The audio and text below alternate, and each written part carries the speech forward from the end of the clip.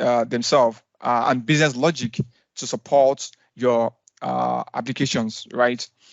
So in a manner that actually processes security and compliance to your application themselves. So we can liken Dataverse as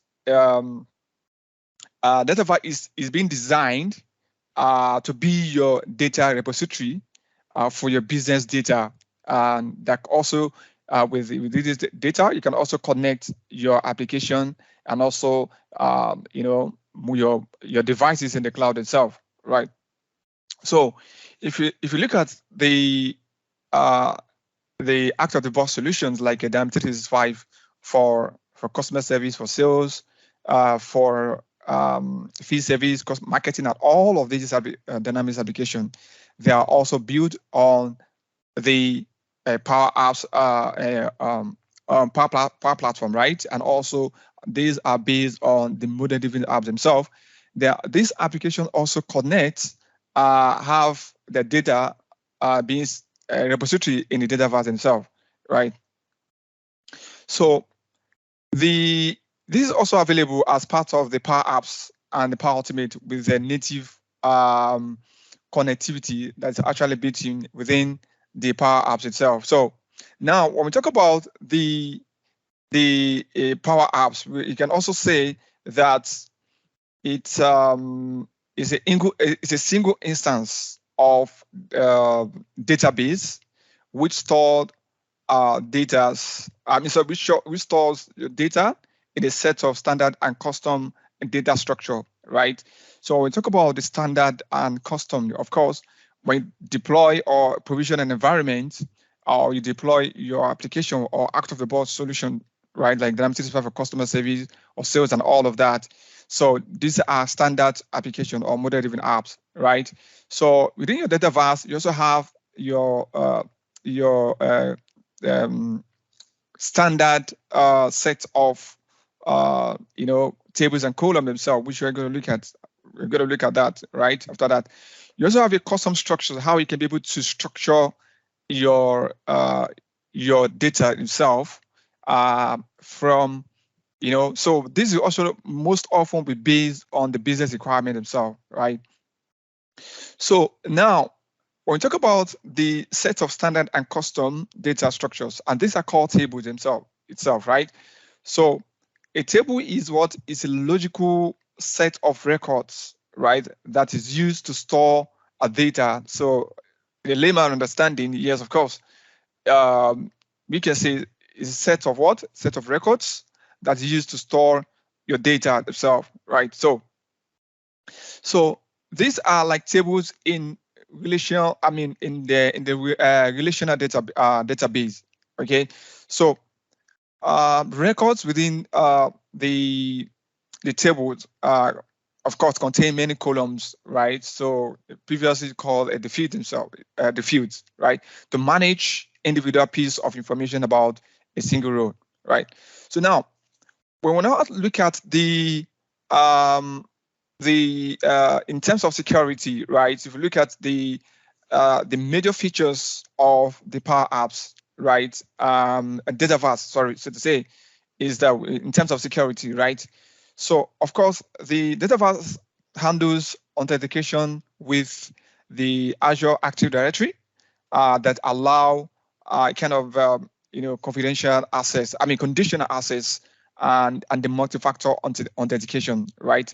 So which support our authorizations down to the rows and columns, right? And also provide a rich auditing capabilities to understand who, at what time, and what record was created by who and when, right? So in terms of logic, right? So the logic, Dataverse allows you to easily apply the business logic to your application, to your data. So regardless of how the user is interacting with the data itself, the same rule also apply to the same data, right? So these tools could be related to in terms of duplicate detection, right? And also the business rules, workflows, also business process flow itself, right? So now when we talk about data, of course, we understand that data is very important, which offers, of course, the Dataverse also offers you ability to control, to shape your data, allowing you to discover, model, and validate and report on your data. It's on your data, right?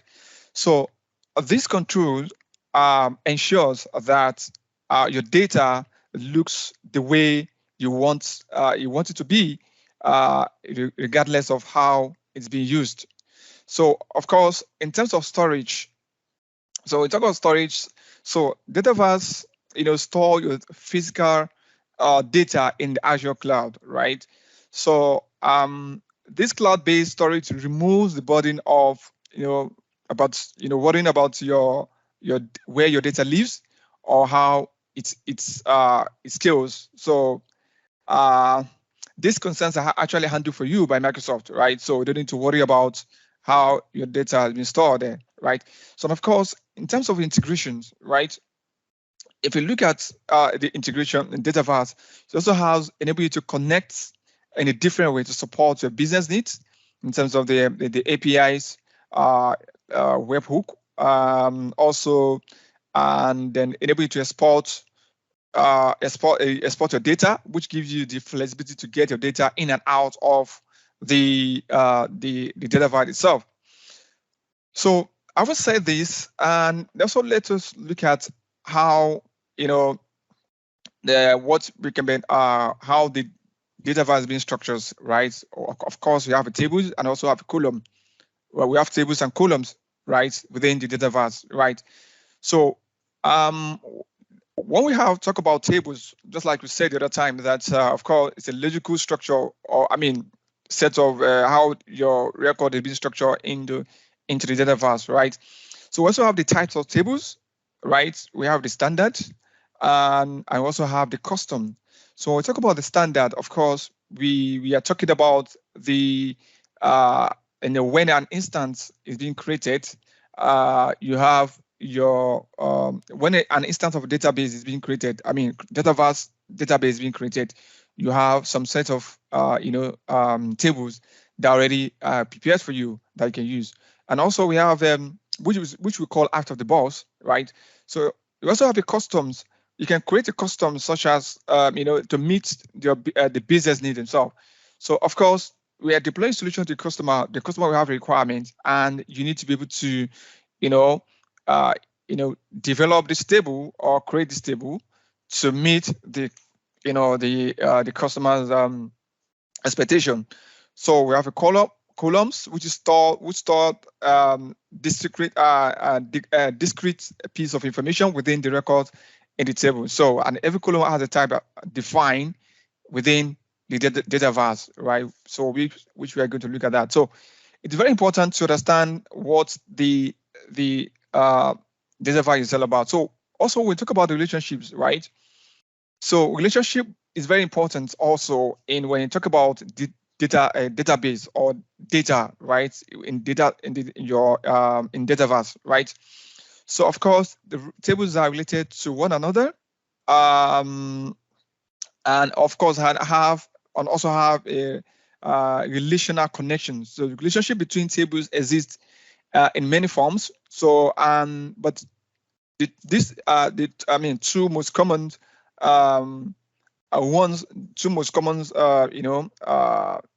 relationships are the one-to-many relationships and also many-to-many relationships, right? So I talk about the one-to-one many relationships. So when you have a table and also like a parent, let's say like you have a parent and also have a child, you need to connect a relationship. You need to establish the connection between the parent and also the child, right? So now we also have the so many-to-many relationship. So let's say, for example, you attend an event. You also, let's say a contact can attend a multiple events, and also an event can have many people attend to it, right? So and so in the Dataverse itself, so the many-to-many relationships are depending on how what's actually your application required for you to be able to establish that connection itself. So now, having said this, we also talk about the environment, right? And every application, so to say, in the Power Apps or on the business application that of Microsoft Dynamics 365 or that Microsoft Power Platform, so to say. So I have, of course, that are seated or they are being managed, right, in one way or the other by environment, right? So when we talk about environments, so environment I used to store, manage, and also share your organization business data, right? So there's no how you're going to create a solution. So when I'm talking about solution, I'm talking about business application, right? So there's no how you create a solution without having an environment first, because this is the first thing you need to have before you can actually create a solution. So now we have environment. So like I said, environment is used to store, manage, and share your organization business data, applications, and flows in the Power Platform, right? So, and each environment allows you to provision one data base, which is Dataverse, for use within the environment itself. So we have the development environment, the test environment, and production environments. Of course, once you want to start developing your application, you want to work with development environment. In other words, you can say it is sandbox, of course. So you can make a sandbox to be a development environment and also a test environment. So the first step is to deploy your application in your development environment, where you actually create this application, you test, and all of that by developers. So when you move into test environment, which is common, which is what we call the UAT, right? User acceptance test, right? So the user wanted to test if this solution actually meets their requirements and how they can be able to, give further, assessments to what you have built so far. So once they are satisfied with this in the test environment, then you can also move the application to solution to the production environment. So this is why the environment is very, very important. And of course, when you start building your solution, it is not ideal. It is not very ideal to start with production environment. I, of course, want to start with the test environment. So now let's look at the Power Apps. So what do you understand by Power Apps, right? And of course, Power Apps is used to build applications that allows you to take action on your data. So we've talked about the Dataverse, which is foundation of your application. Of course, we say that the Dataverse is your database for your applications, right? So now the Power Apps is an application that is connected to your data, right? So, and of course, it is once you build your application, and of course you wanted to have they connect your application to your data. So the Power Apps is a platform where you can actually build your applications, which allow you to establish their connections or take actions on your data themselves, right? So now, okay. Now, what we can actually do with the Power Apps, and then, and of course, we understand that. Okay, let me just say that it's a Power App is a low or no code platform for building your application, so you can quickly build your application without writing, a single line of code. Yes, of course, this have been done before. A lot of people say that okay, it can build without that. Of course, it's based on the complexity of the business requirements that require you to build, to write some kind of script for you to develop that solution. So it's a low code or no code platform where you can use to build your business application. So now Of course, you can also work with your data. This allows you to work with your data where they actually live, either in the SharePoint, on your SQL, your Dataverse itself, right? So we also have the types of the Power Apps, right? So we have the Canvas apps and model-driven apps and Power Apps Portal, right? So this is what I was trying to say the other time, that you can where a lot of people see as a confusion when they talk about Power Apps. When they talk about Power Apps, so they think of the Canvas apps alone, right? Whereas we have the other apps, which is the model-driven apps and Power Apps. So this is what we have at the back of our mind when we talk about Power Apps.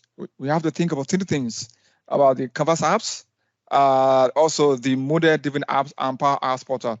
So these applications are the major apps you can build within the Power Apps. So when you talk about the Canvas apps, of course, so these are great options for you when you want to build application from the blank Canvas apps.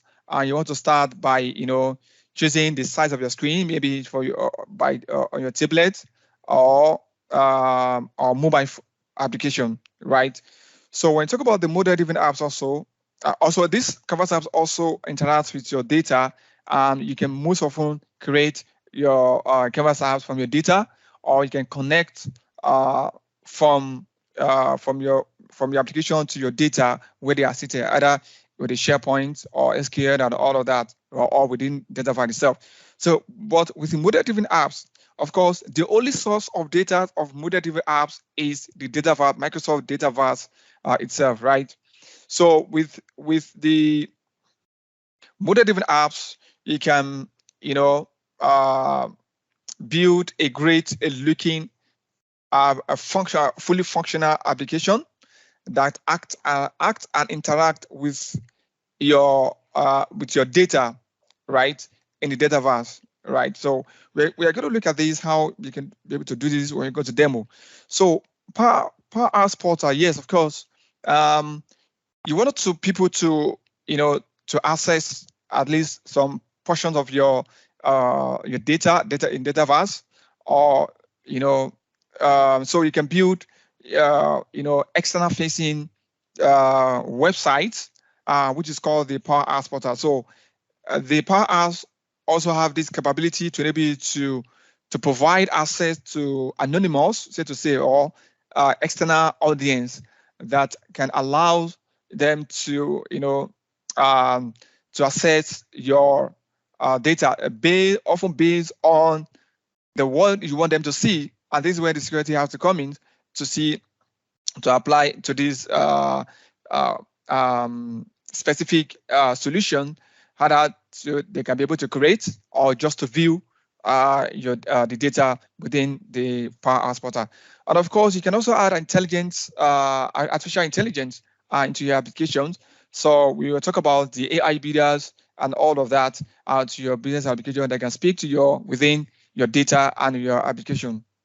So now, let's look at the other things the Power Apps can do in terms of security and administration. Of course, you can be able to manage or assign a security roles, for example, to give the kind of leverage for your staff to access specific business data or specific app within the environment themselves, right? So you have the Power App Studios where you can build, your different types of application from there. Now, when we talk about the model-driven apps, so we have talked about the Dataverse, which is something we need to understand. The first thing we need to understand when you're building your application, and I also talk about the Power Apps, right? So what you can do with Power Apps itself. And now, so in these three types of Power Apps, we talk about the Canvas apps, model-driven apps, and Power Apps Portal, right? So, but the topics of today is basically based on the model-driven apps, right? So now, what do you understand by the model-driven apps? Yes, okay. And of course, the model-driven apps is a component-focused approach to application development, right?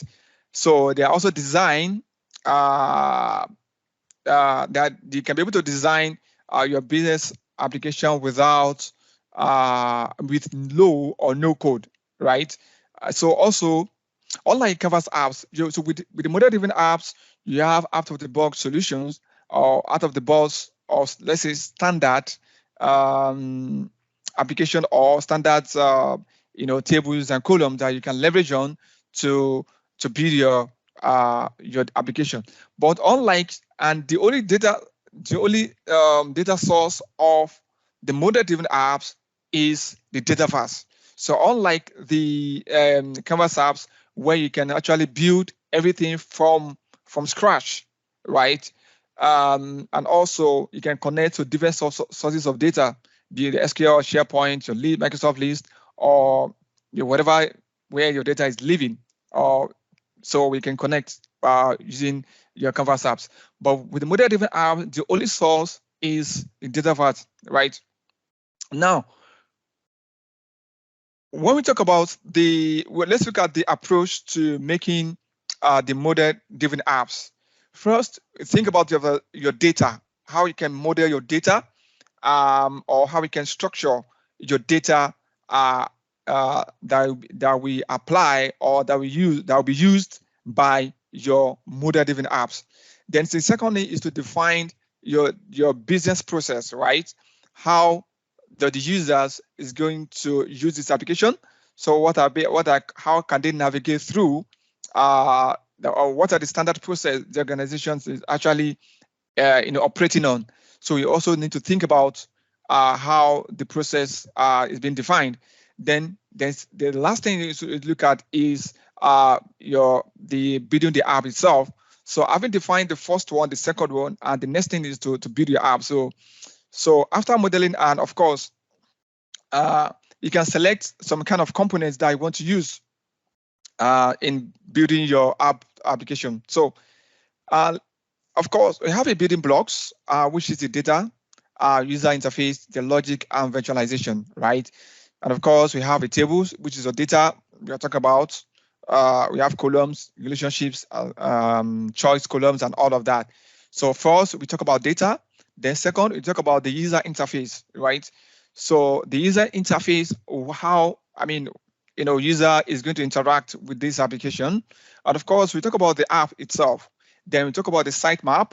So when we talk about the sitemap, is how the user will navigate through the application, right?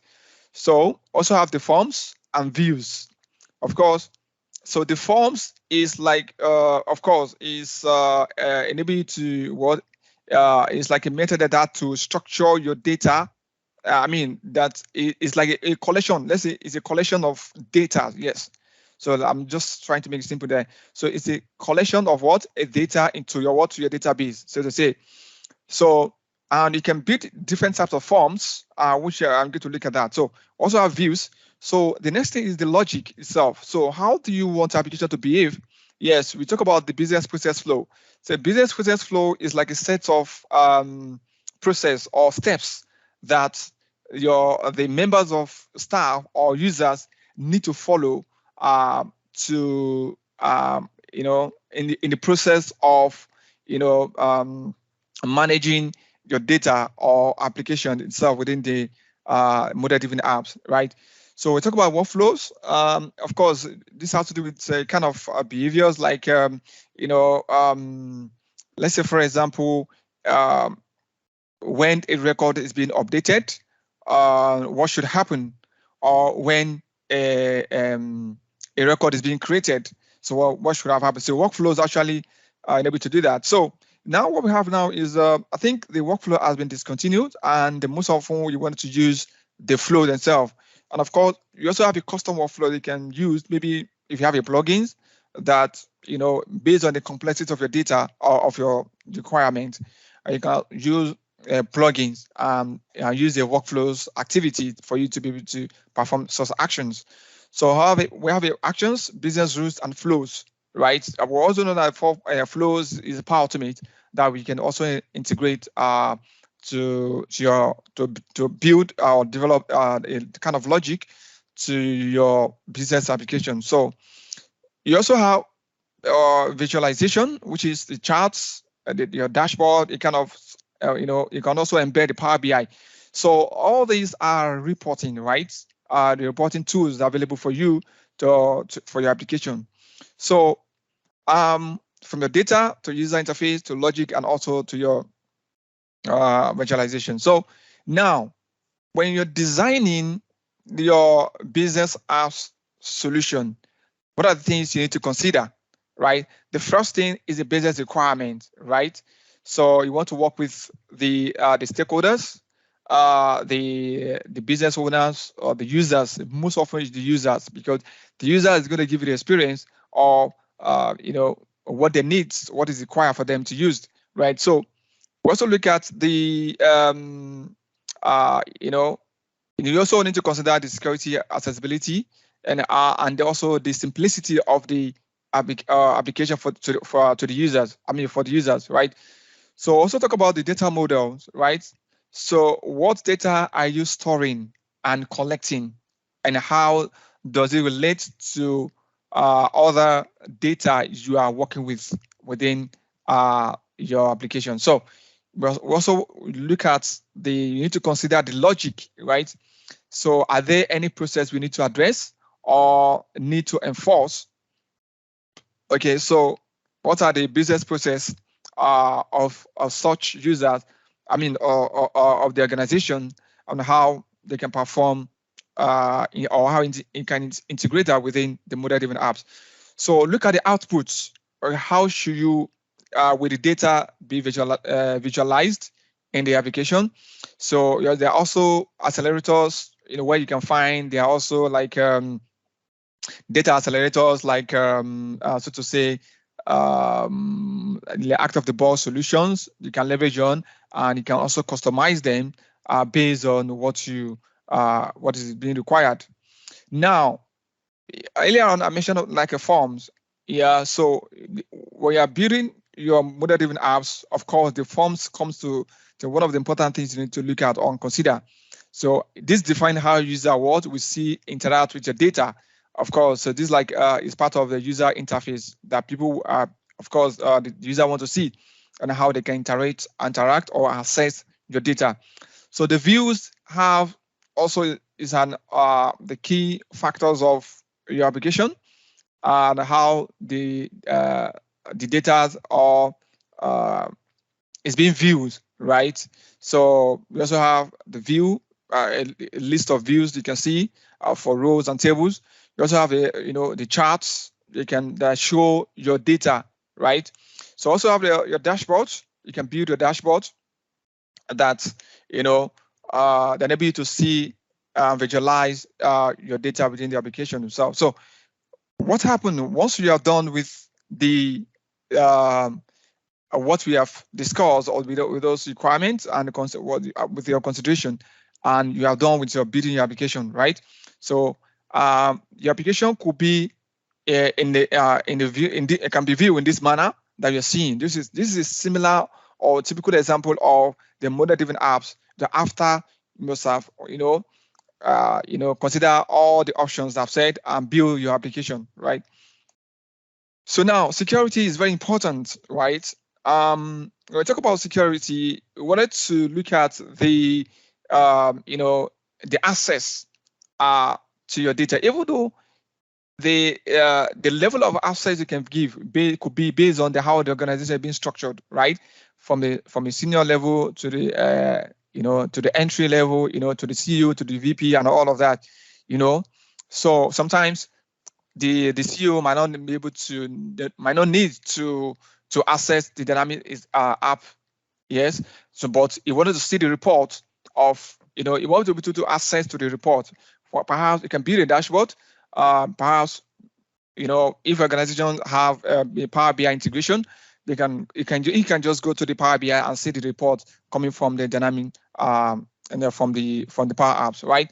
So, and even within the other staffs, your user can belong to different kind of departments, so to say. Maybe people in the finance, of course, may not have the we don't want, let's say for example, organization, we don't want a situation whereby the finance team will be able to have access to the records of other team, right, or other departments like HR and so on and so forth, right? So we have the what we call security roles. So the security roles control access to data, right? So not only the data but also the application. So having access to the application and doesn't mean that you can have access to data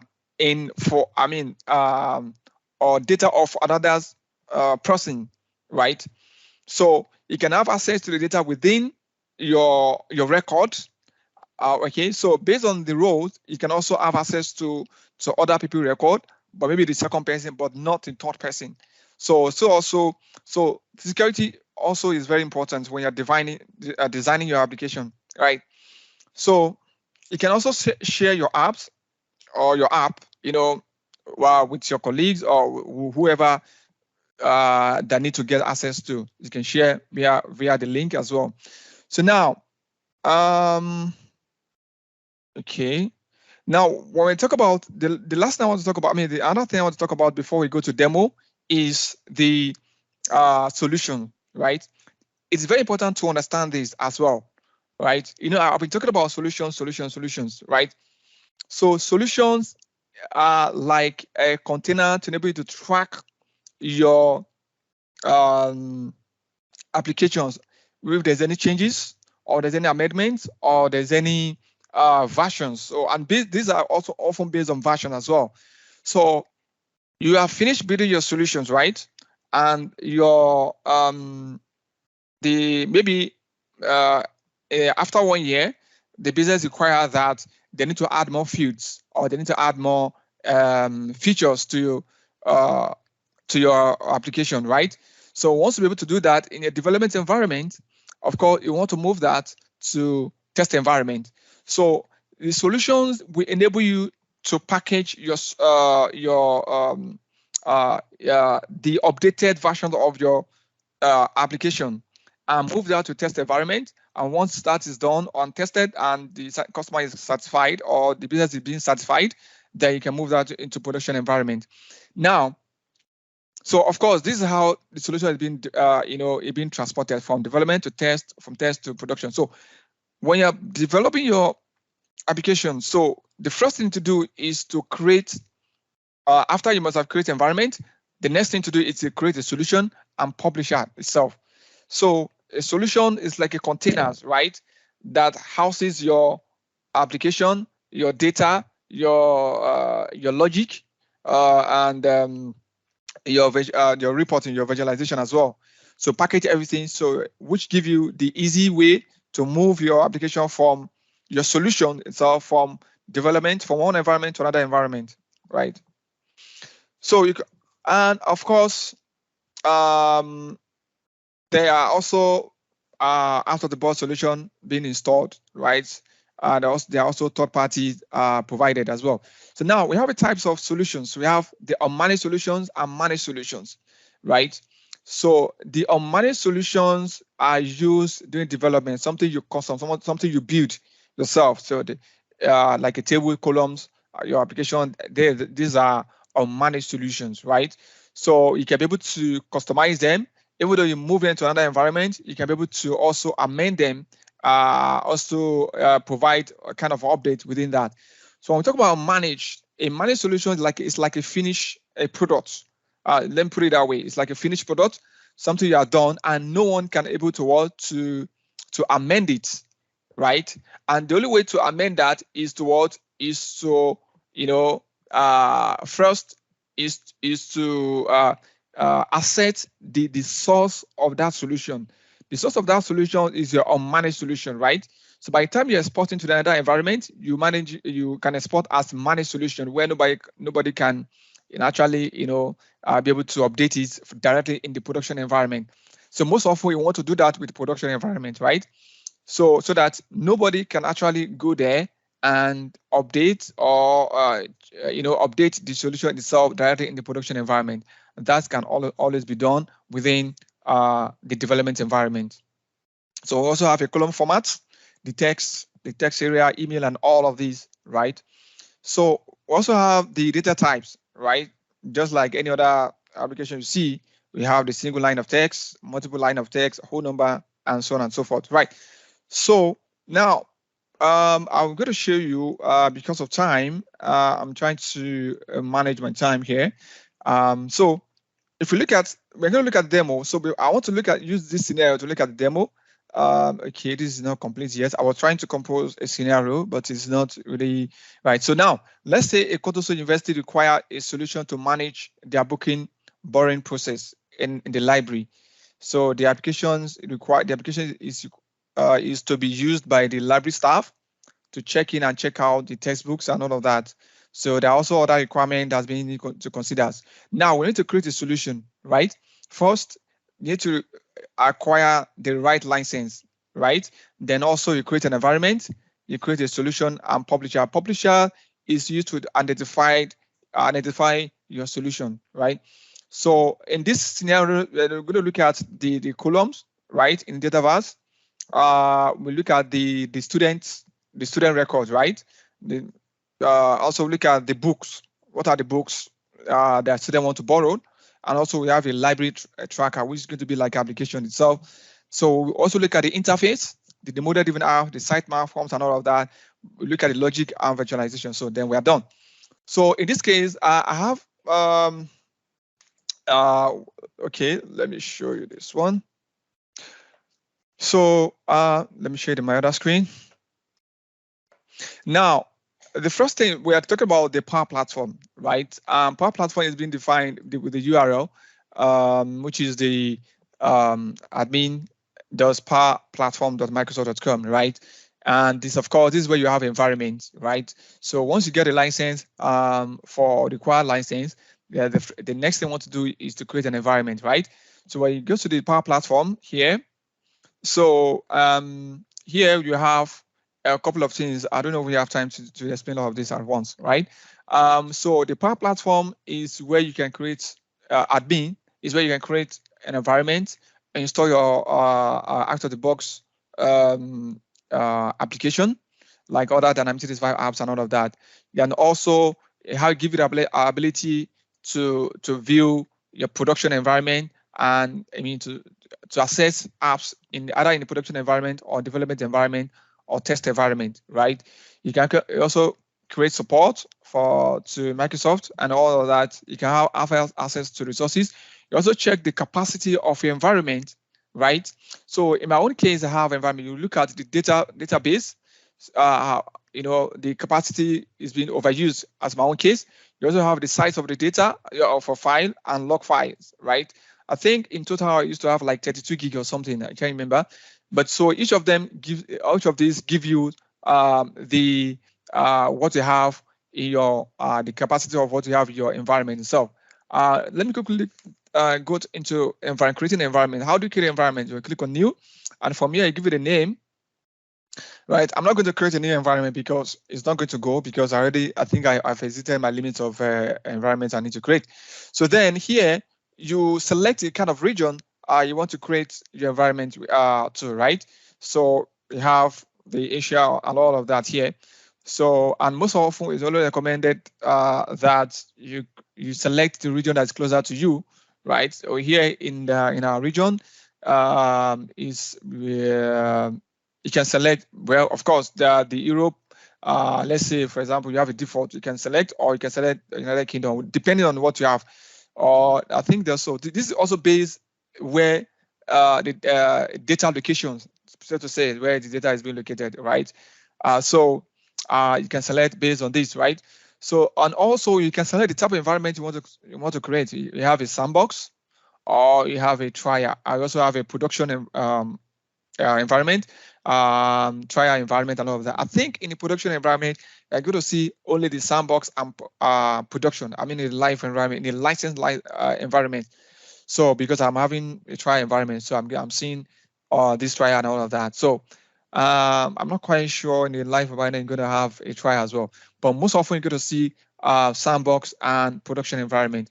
And then when you're creating your data, you're creating your environment, you need to create a database for the environment, right? So let me try to see if I'm going to do this. Let's say demo. Okay. And I select Europe, for example. I can select the sandbox.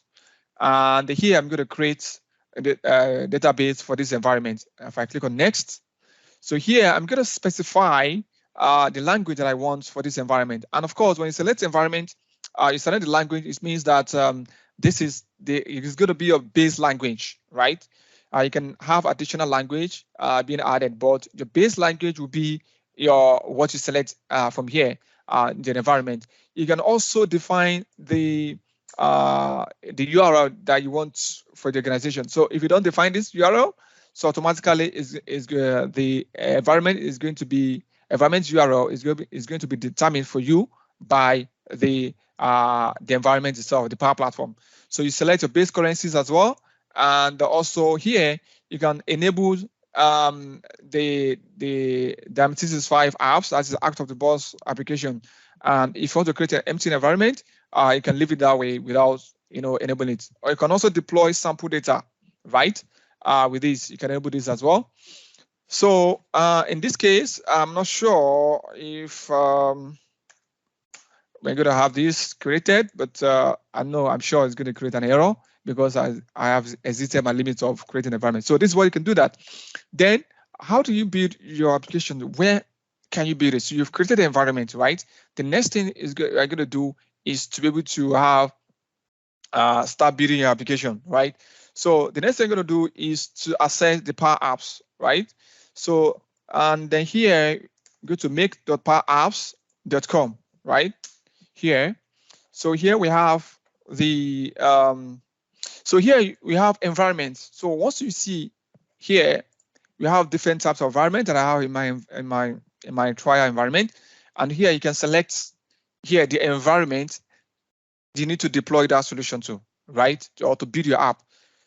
It is very, very important that not to forget about this, because the environment you are deploying to is very, very important, right?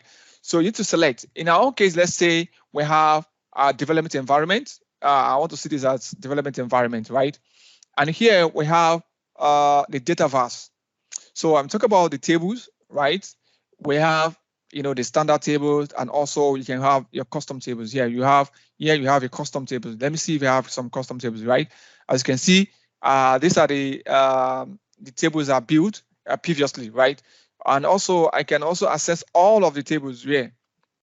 Here I have an account, I have activities and all of that, even a contact. I can also search from here if I don't want to do sponsor stress.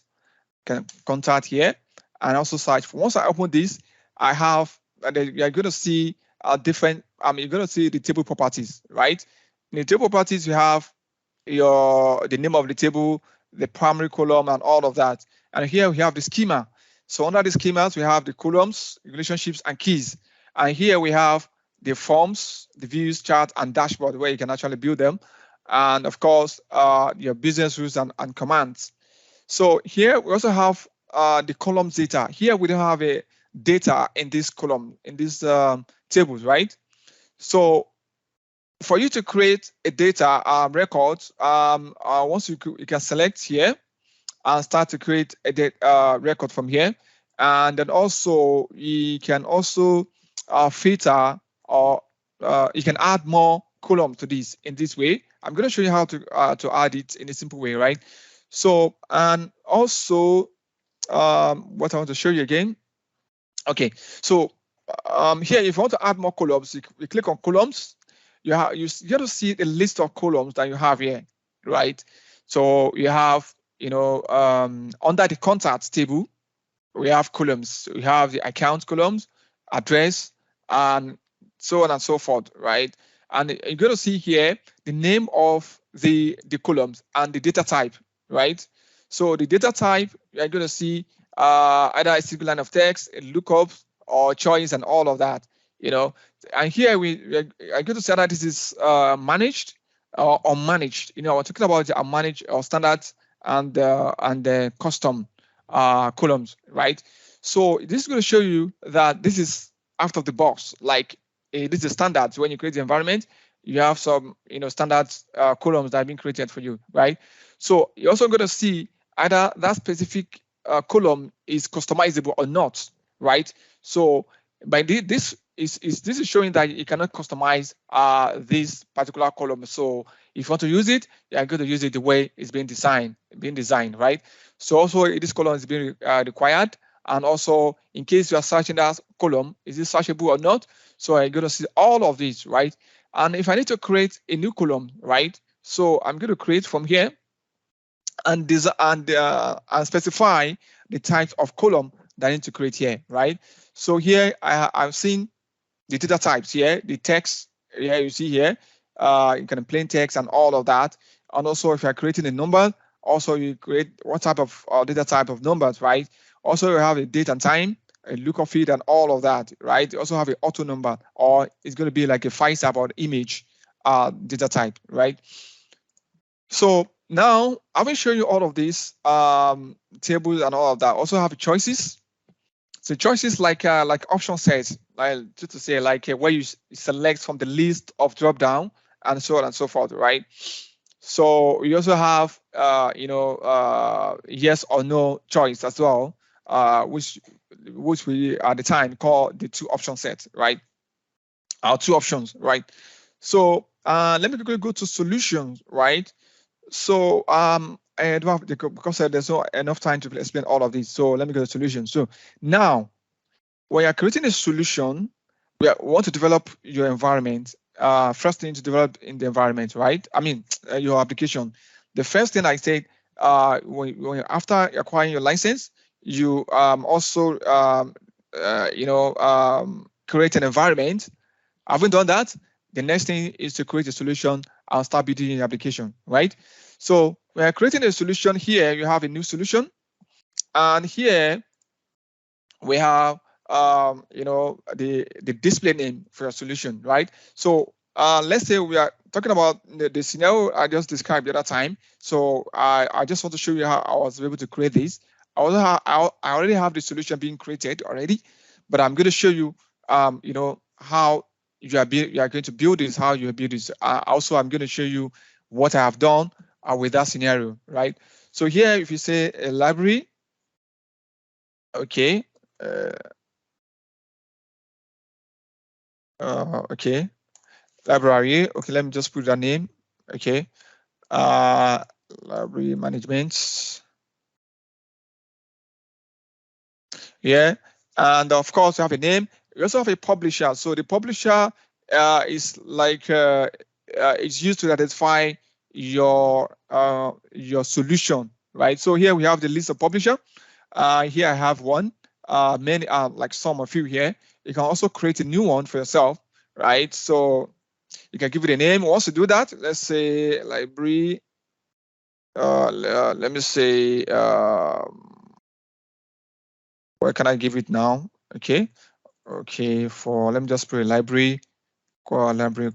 Okay, Contoso library. Contoso University.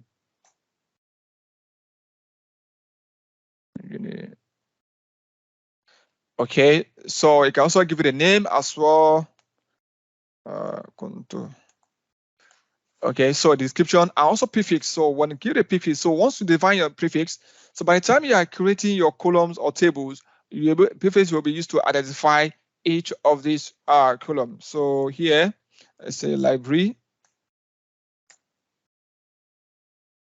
Okay, so and here you can see here. So when you click on save, so automatically this has been saved. So here I can select my specific so by the time I'm exporting this solution into another environment, so it's also carry the same name as well, or any other environment when you package your solution. So you also have a solution versions, right? You can name it different, maybe 1 or 2 or something, then click on create. So once you create this, you're gonna have your library management solution. So this is where you build everything that you need to do in this. So you can see like a container, right? You build it here. So once you do that, you can be able to, you know, when you go back to the solution and you click on select it, you can be able to export your solution, right? So there are different ways you can export solution to another environment. So this is not topic for today, maybe next time. So now you have your apps, you have your where you can integrate your chatbots and also your tables as well, when you can create these, right? So because I have already created the solution itself, so I'm going to go into my environment, okay? This one. So let me show you the solution. So here I have my solution already created, library, right? So check-in library, right? So here I have my okay, sorry. See. Okay, so here we have your where you can see all what you have in the check-in library solutions. Now, the first thing I want to check to see is to create tables, right? So I created a table called library tracker, right? And this is it, right? So now, so we in this scenario we talk about the. Let me quickly go back to the scenario. Just a moment. So we talk about creating a table first. What are the tables I'm going to create? A contact table, which is the student record itself, and the books, and also the library tracker itself. And after that, I'm going to create my interface. So here, what I've done is to create here the books itself, the contact, library, and forget about this account. It's not required, or we can make it a department, right, or faculty, right? So the first thing I want to do is to create the books, right? Here we want to see the types of books that have been available, right? So here you see that I have the record of the books that have been created. Here I can access the form, right? Once I have the columns here, so under the book there is the book itself, the columns that you're going to see here, the ISBN number for the book, and also I can create another one called the author. I think the author is not here as well. If I'm going to create a column and say author, name of author, right? Right. So here, single line of text and so on. So click on create here. So once I'm done with this, I'm going to also create the year of another column called the year, because for each book has the book type, the name, and also the author. So I'm going to create another column called the year. And here I'm going to select date, right? So here is going to be date only, not date and time. So if I click on the date type, data type, and also here we are going to select date. So anytime, or you can also select time. I don't know, but in this case we only need the date only, right? Then click on save. So in here I have already created some of other columns in these tables called books, right? Now, if I go back to my books, there is also things. What are the things I need to do itself, right? So if I go to the form, so here we have different types of forms. We have the card forms, quick view forms, and main forms, right?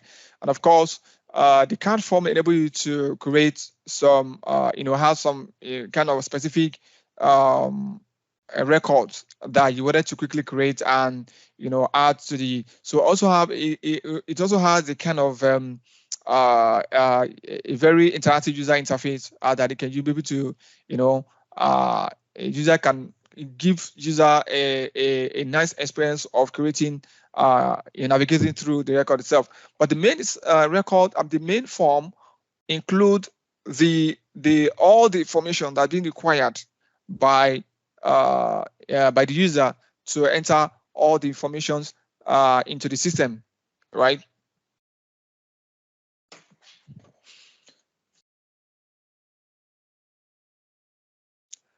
So, and here, this is where you can add the column to the form. So let me show. Let me go back a step forward. Let me take it a step back. If I go to this, so here you have the act of the box. Once you create a table, so automatically you're going to have a standard form being created, right? So these are the forms you see. You can also create a new form from here. You can create a main form, quick view form, and card form here. So if I go to create a main form, automatically it's going to open the form for me. So we're going to leverage on what we have there on the standard custom. So here I have my book name, ISBN number. So the other time here we created another field columns, right, called the name of the author and also the year, right, of the book, where it's been the year of the book itself. So here, name of the author, where is it? Where is that? Okay, so the author name you can drag and drop here, and then here you have year as well. So another thing I want to show you is that here you have your components, right? The components have layout, which I mean the layout, the grid, display, and all of these. Yeah, so you can be able to add different types of the component that you want to add to your form. Perhaps you want to make it one column tab, just like you're seeing here, or you want to make it like 2 column tabs, right? So I can add another column here and make it 2 columns here. Another tab, sorry, right? And then here you have 2 columns here, the first section and the second section. Or you can add another one, which is the 1 column, another tab, and make it 1 column here, right? So, but in this case, we don't need this one, or you can easily remove it, right? So now after added, this, because of time, I was able to create all this from the scratch, right? It's something we can do within an hour, but because of time, we are out of time already. So, so here you have the list of the fields in the form already added to it, right? So we're going to save. Now, when you build or customize the form and you save, it is very important for you to publish it, right? So when you publish, it means that it's going to be available for the user to use, right? Now I have saved this form, right? So let me access the book itself. Here we have the book records, and here we have the table in the form. And let's say if I open this one, as you can see, I have the book name and ISBN number, right? So what about the year and the name of the author that I've added to the form? Is not available because what? I'm yet to publish the form, right? So once I publish it here, so it's going to be, sometimes it could take like 1 minute or some seconds to do that, maybe like 30 seconds, right? So once this is being published, right? So we go back to the form. So we go back to to our app, then we can be able to access or access those fields. So we're going to see that. So once you do that, the next thing to do is to, from your keyboard, Control F5 on your keyboard. So this will refresh the solution right from time. So click on refresh again. So as you can see that now we have here the name of the author and the year where we can add to it, right? So now I've been showing you how the way you can build this out from beginning. First, you create a solution, and then second, you create tables and continue to customize your application. So now in the scenario of our library management tracker, right? So we created different types of tables, right? The books, right? And also we have the contact, we can say the student, right? So in the contact, yeah. So here, if you want to create another table, right, you can also, select a new tab here, and here you can select a table from here. So having done all of these, created the table, contact, and library tracker. Under the library tracker, I can see this. I also have some records here, and also have columns, forms, and all of that. If I go to the views, right, so to say, I see from the here. So this is Dataverse. What I'm accessing through here is Dataverse, right? So with Dataverse, you are trying to structure how your what is going to be used by your application, right? So you have your views. You can create a new view from here. So and name the new view. So when we have a new view here, so we have the active view, inactive, and all of that from here within here. So if I click on this active view, and let's see how the view look like, right? So here we can add more to it. We have the name of the person, right? And also we can add more, let's say departments, drag and drop. And here we can add the ISBN number, okay? And here, let's say faculty and all of that, right? So I want to be able to see this, right? Click on save. So this also will give you like a list of views, like, the when it was created, and the ISBN number and what department and all of that, right? Then again, we're going to publish it, right? So I haven't done all of these, right? So if you go back to our solution, okay, still publishing.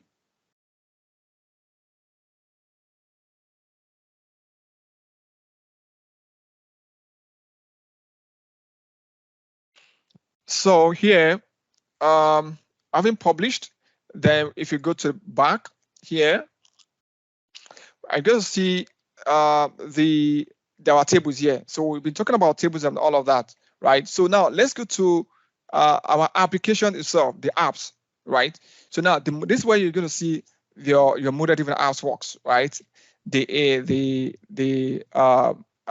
here, we are going to see how we are creating this, right? So we click on create new, click on app, and here, I talk about the different types of app, right? Canvas apps, the model-driven apps, and the Power Apps Portal, which is now called Power Page, right? So now we have a model-driven apps. Once you click on create model-driven apps, so I'm going to give it a name and all of that because I already created one. So these are the ones I've created. So here we are going to see the types of your app. Here you can see these two Canvas app, and this one is the model-driven app. So once I click on this, so automatically it's going to give me how I'm going to, continue to customize it. So here I see we have the dashboards, which was created, already created, and also I can change my dashboard, right? I have different kind of dashboard here. So okay, there's no data here on this one.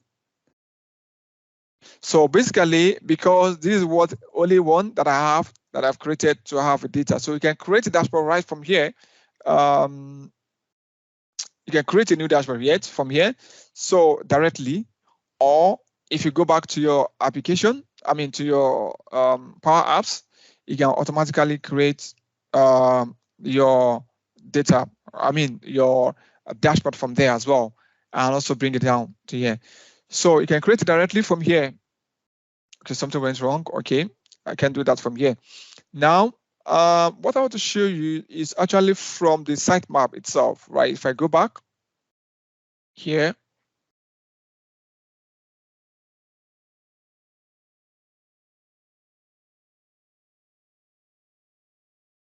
okay, so I'm going to cancel this.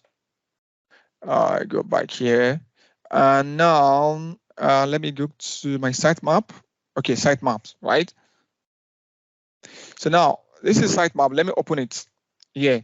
So this is where actually you are going to design your app, the navigation of your app, how your app is being, you can navigate through it. As you can see for me, I have here I have the first navigation, which is library records.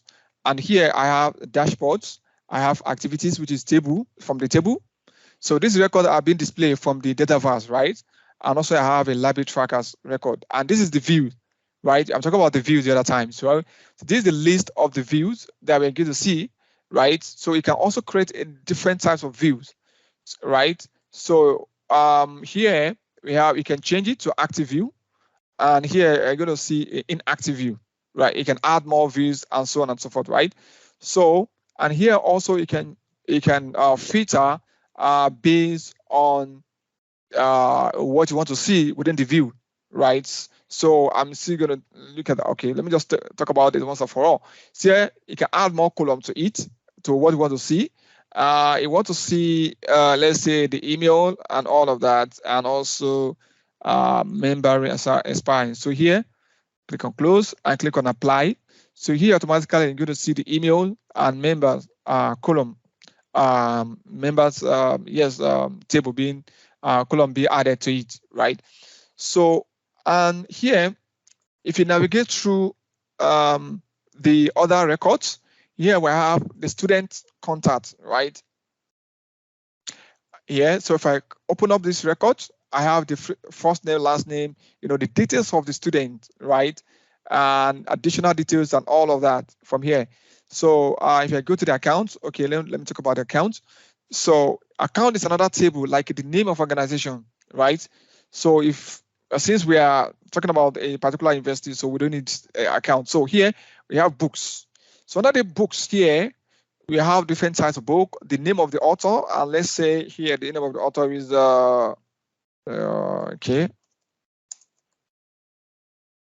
okay, and here you can specify the dates when the book was created, was published, right? Okay, and dates and right, and all of that, and click on save. So here, so the owner field here is the person that actually creates this record, so that when you're doing a reporting, you're going to see who actually created this record, and then click on save and close from here. And here, if we go back to our library records, and here we're going to see the library from here. So now we want to open up this record, and we have seen that we have the numbers of fields here from here. As you can see, this is the main form itself. We have the ISBN number, the book type, and all of that, the email and all of these, and details of all of this, right? So another thing I want to show you, right? So because of time, in terms of the logic itself, right?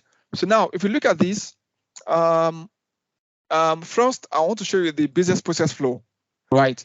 So the business process, like I said, it is sets of steps that need to be followed by the user to to complete the details or information that's being required by the business, right, within the app.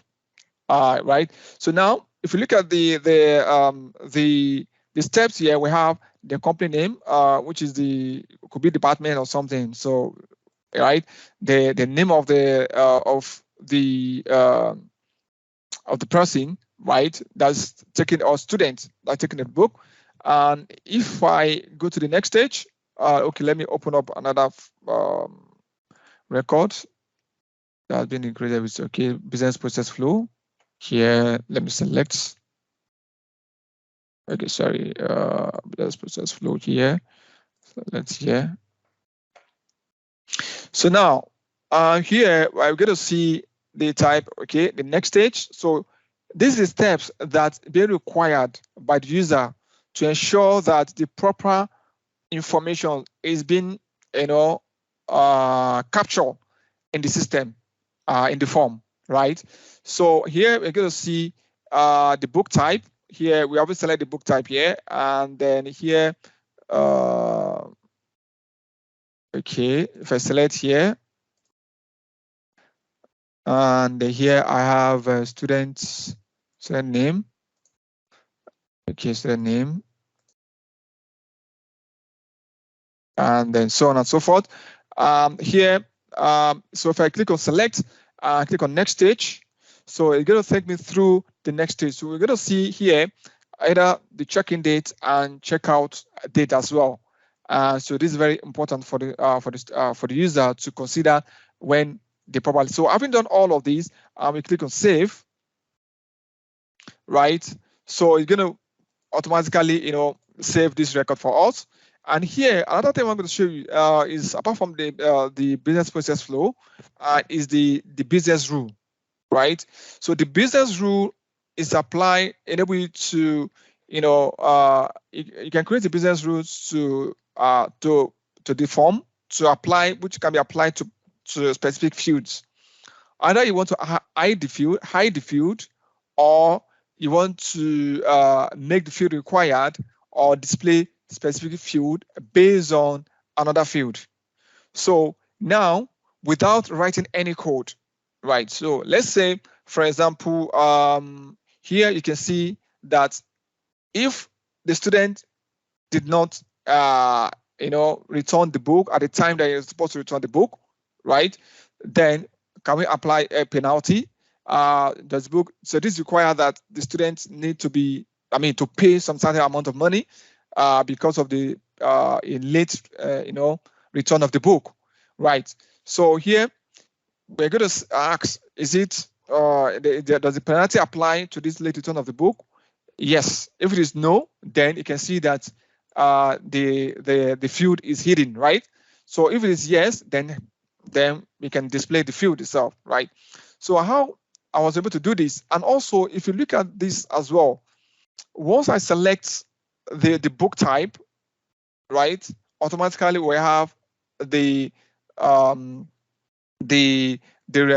specific data being auto-populated. So if I click save on this one, as you can see, it's actually empty. So once I do this, I select this and I select the book. I click on save.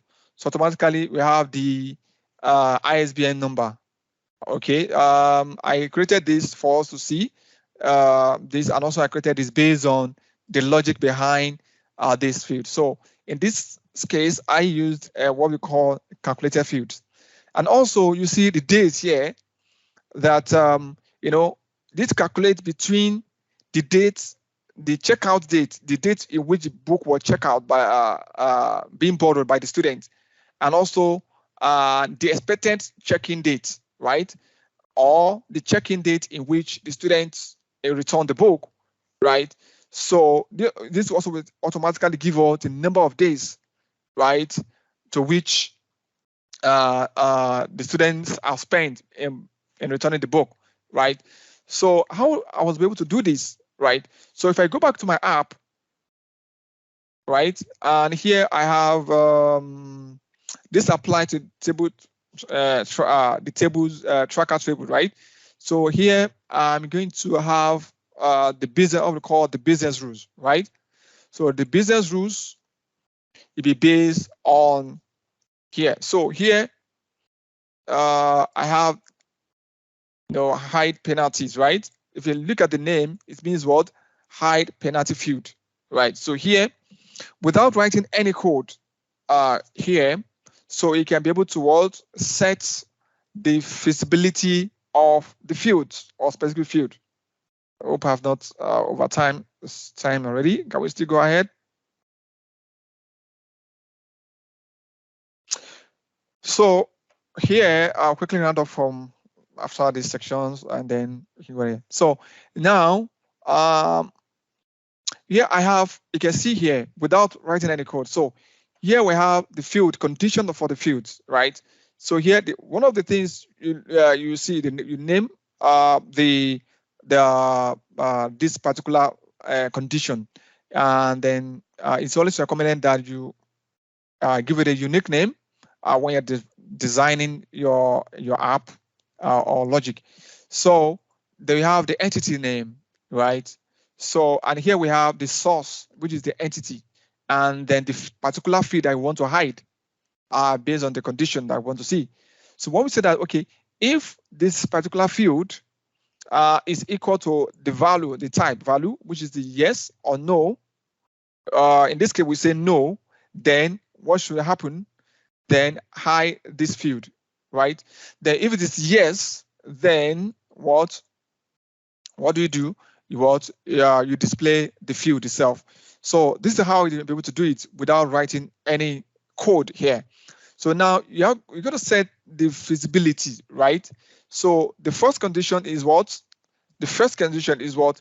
Is to set to hide the field, right? So the second condition is to what? Is to display the field, in which we've seen here to see, right? So once I click on no, it's going to hide the field. Click on yes, then it's going to display the fields, right? Now, another thing I want to quickly do to see that, okay, I want to be able to, lock these fields once it contains this data, right? I don't want anybody to change this particular field. Although I've done something here, but for this, I'm using the calculator field, right? So here I was able to we can do something to actually lock this field once a data has been entered to, right? So but this is not properly done because it's not recommended, because the ISBN number is supposed to be something you input from that has to be tallied with the book itself. It's not efficient for the user to come here every time to type the ISBN number, right? And that's why I was able to do this. So I'm going to show you how I was able to do this one. But first, let me quickly develop a business rule to hide this field. To lock this field, right? So here, I'm going to go back to my click here. I'm going to create a new field, a new business rule. Here, I'm going to give it a name, which is lock ISBN and field. And here you select the entity name, which is what? The library tracker, right? So the source itself is entity, which is the table, right? So, and here, what's the name of the form? So, right, which is the what's the name of the library tracker? Okay, so here is going to be field, this particular field I want to hide, the ISBN, right? ISBN, right? So when the value, yes, you can specify the type either by field or by the value itself, right? So when we say that the operators, when we say that when it contains data, right? Click on apply. We say that if the ISBN number fields contains data, then what should happen? Then select another component from here. So this is where you can select different types of components, right? So you see here we have recommendation. Also have the log and unlock, show error, and when a field is not particularly when the field is required and they need to type something, right? So you can also set default value. You can set the field required. You can set visibility and all of that, right? So here in this case, we're gonna have lock the field. So here, drag and drop here. So when you drag and drop on this field, you can see here you can specify an action, lock. Yeah. Okay, so what particular field are we locking? ISBN field, right? So here you click on lock or unlock. So in this case, we're going to say what? Lock. So once I click on apply, as you can see here, you're going to see your exactly what is contained itself. So here we have ISBN. Now, if the ISBN number contains data, then lock this field, right? So they click on save. Then you activate. Once you activate it,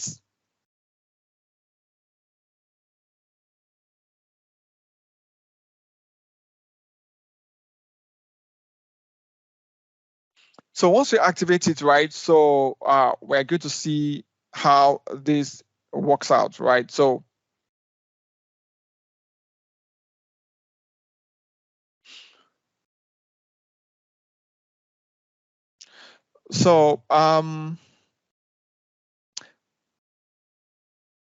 say it's taking a little bit of time.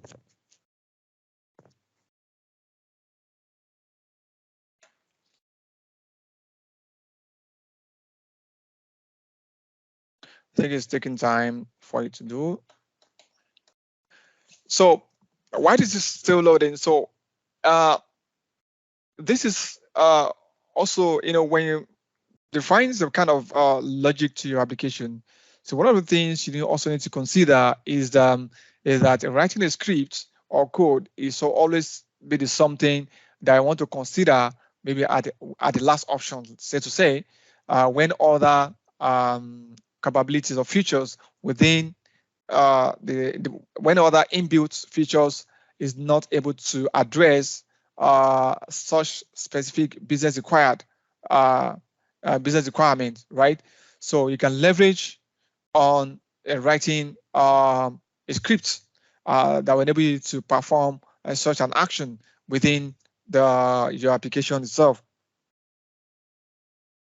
So it's taking time. Okay, so we'll click on activate. So here, once you activate, right? So click on OK, and then see, as you can see here, it's not locked. So I'm going to refresh this application, this my form. So once I refresh the form, as you can see, that automatically is locked, right? Automatically is locked. So as you can see, you can be able to achieve this. Now, another thing I want to show you is the calculated field, right? So here in the calculated field, as you can see, once I select this particular book type here, right? So automatically, once I save, it display the ISBN number. So if I go to my ISBN books here, so I go to see books here, and if I click on open, you can see the ISBN number here, right? So I was able to do this by copying the ISBN number.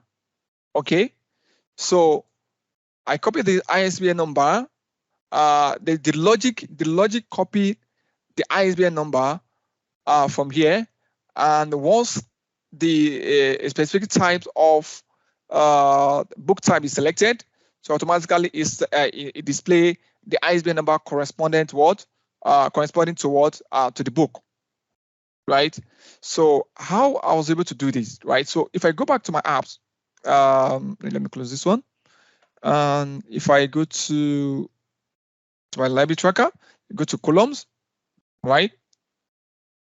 So here was the ISBN, right? So if I click on this, so the data type that is being selected is a single line of text, but on this behavior, we have the calculator field. This is calculated, right? So if I try to create a new field, say for example, and then here you're going to see the type of behavior, either simple or calculated. So this is specifically related to what? Calculated field, right? And what I've used. So here I'm going to also show you how I was able to do this one. So if I click on edit here,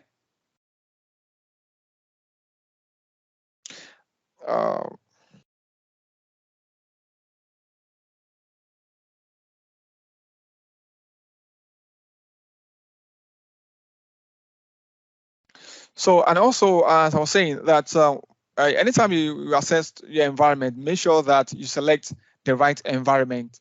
Otherwise, you might be working in different environments that is not okay. So here, as you can see from here, I have, so here, this is logic, right? So I said here, if book type contains a data, right, then you're going to set the action, right? The action is the word from the library to copy the ISBN, to copy what the corresponding ISBN book type into that specific field. So this is how I can be able to do this, right? So as you can see, once you click on library, once you select from this list of the app itself, as you can see from here, library, so automatically it's going to bring out your, let's say, book type.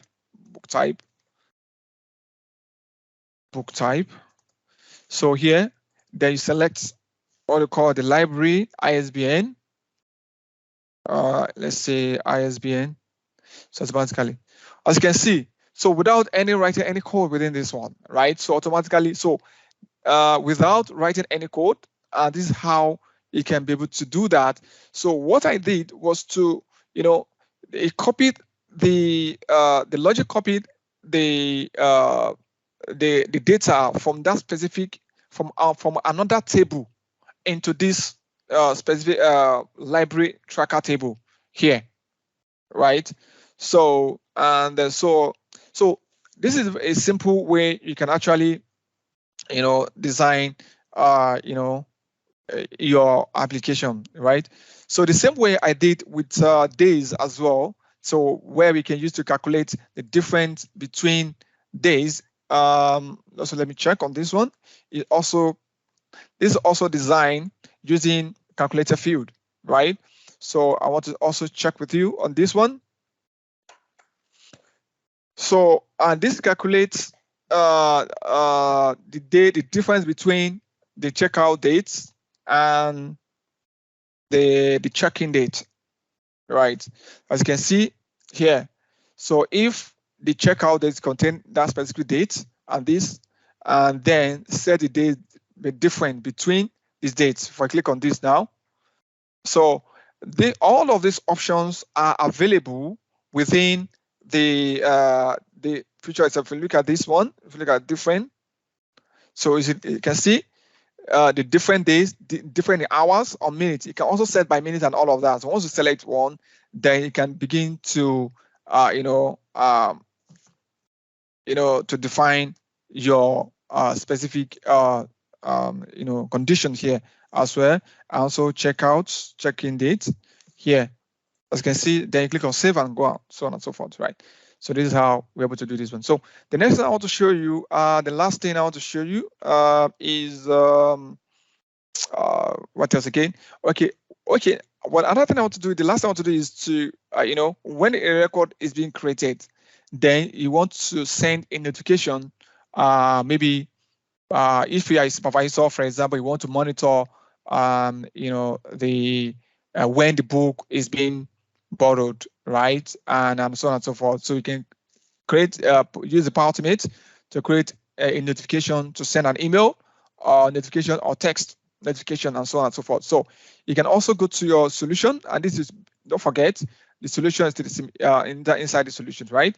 So if I go here, all of the apps, and here I'm going to select automation, and I will go to the option of Cloud Flow and select the automated flow, right? So this will automatically open up the dialog box. Okay, email notification, here notification, and here we're going to see when a record Dataverse, right? So when a record is added, modified, or created, right? So in this case, so I get to select the type, the change type. We have different types. We have when a record is being added or created, or when a record is being deleted or modified, and so on and so forth. So in this case, we only want to, to get notified when a record is being created. Then you select a table. What table are we selecting? So library, right? Library trackers, right? Then here you can select the scope within the organization. So because we want this will actually be applied to organization, to any record that's been created within that organization. So here we're going to send an email. Doing just one of these because of time, right? So we don't have enough time. So here you can select your the supervisor that actually wanted to see to receive such an email when a record is being added. So okay, we can wait just a minute.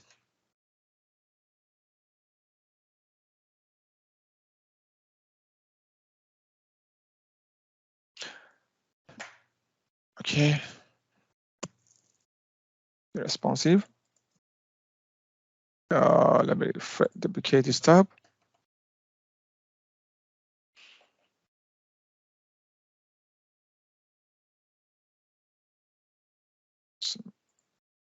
Okay, let me start from here, getting most automation, cloud and automated.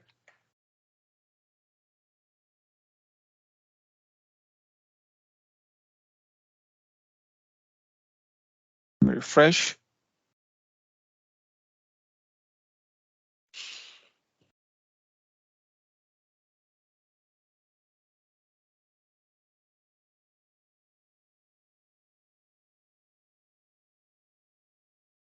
Okay, so automation, cloud and automated.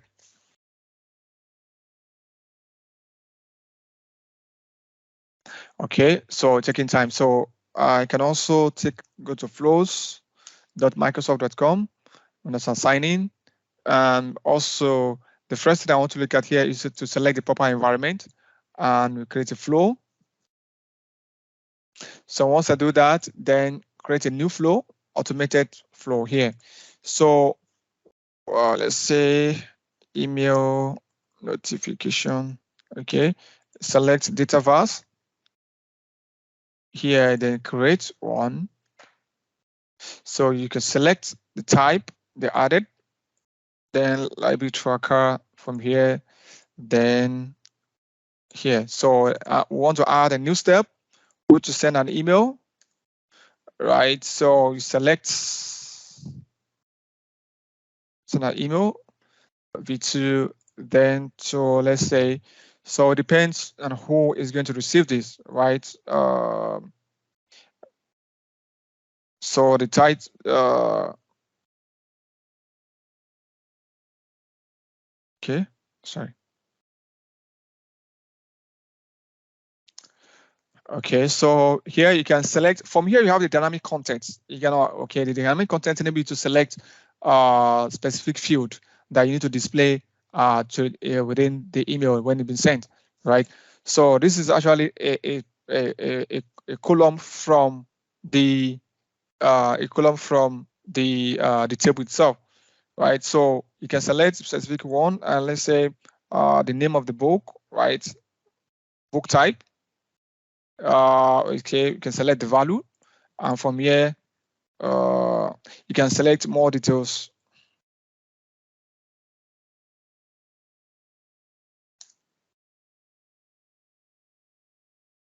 Okay, so here you can select the details by the student name, the student, right?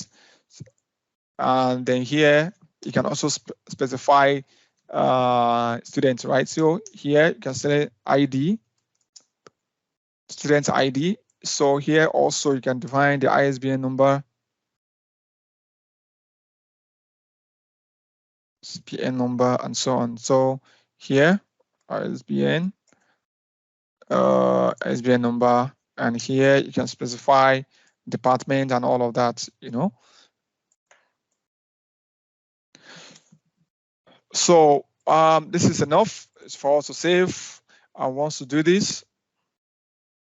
Should have it saved. So once the record is being created, right? So if I go back and try to create a new record, and then here, okay, we can just give it a name, this one, and then here you see the student ID, let's say ID, blah, blah, and the student name is very important.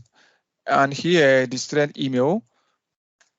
Okay, so we can, another thing we can do also is to automatically populate the email of the student once the student name is being selected, right? So because of time, we're able to do that. Okay.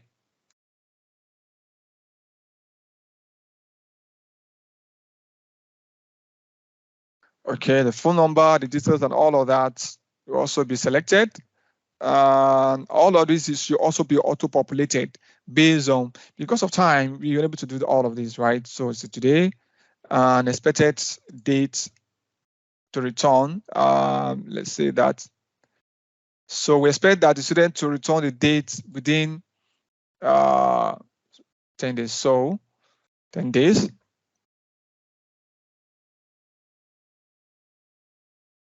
Okay, in the email field, yeah, in the field, show the details. Okay, there's a problem here because I heard there's an email particular field that has been hidden. right? So if I go back to my table, should go to the tracker, then go to the forms, and here I have a form.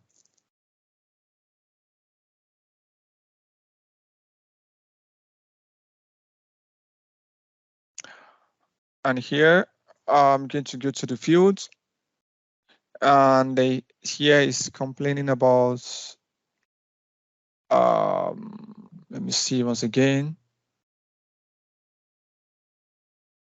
Oh, in the email field, of course, this email field, there's a field that I actually was hidden. So what I'm going to do, where's the email? Okay, so I'm going to remove this particular email because it's a required field, the email field. Okay, so something is wrong here, but it's not properly done. Okay, so alrighty, I'll do this and publish for the purpose of demo. I'll just add it because I removed this one of the email because this particular specific field is the email field itself.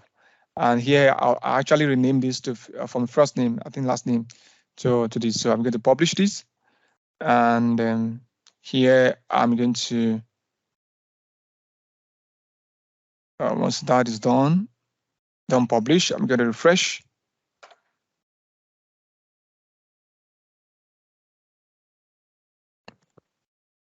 Here, just a moment.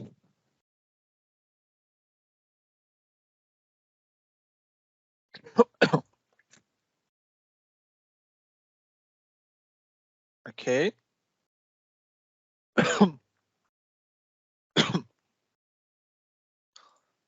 Okay.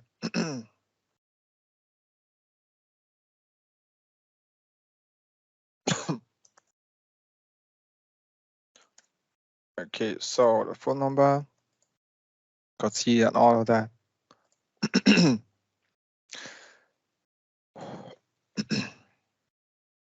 310, right? So, and within on Friday, we expected it to return the mail,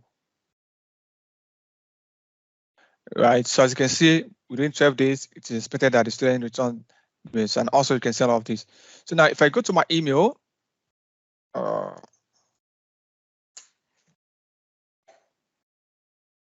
so the first thing I want to check is to see if the email succeeded, right? The parts may succeeded. So if I go to my email, as you can see here, the details of the book is being right. So borrowed by, okay, there's a mistake here from there. So this is actually how you can also integrate your Power Automate. There are a couple of things we have done. So when the student, the book is not returned by student on the maybe a date to the end of the date the student expected to check in the book, right? So the student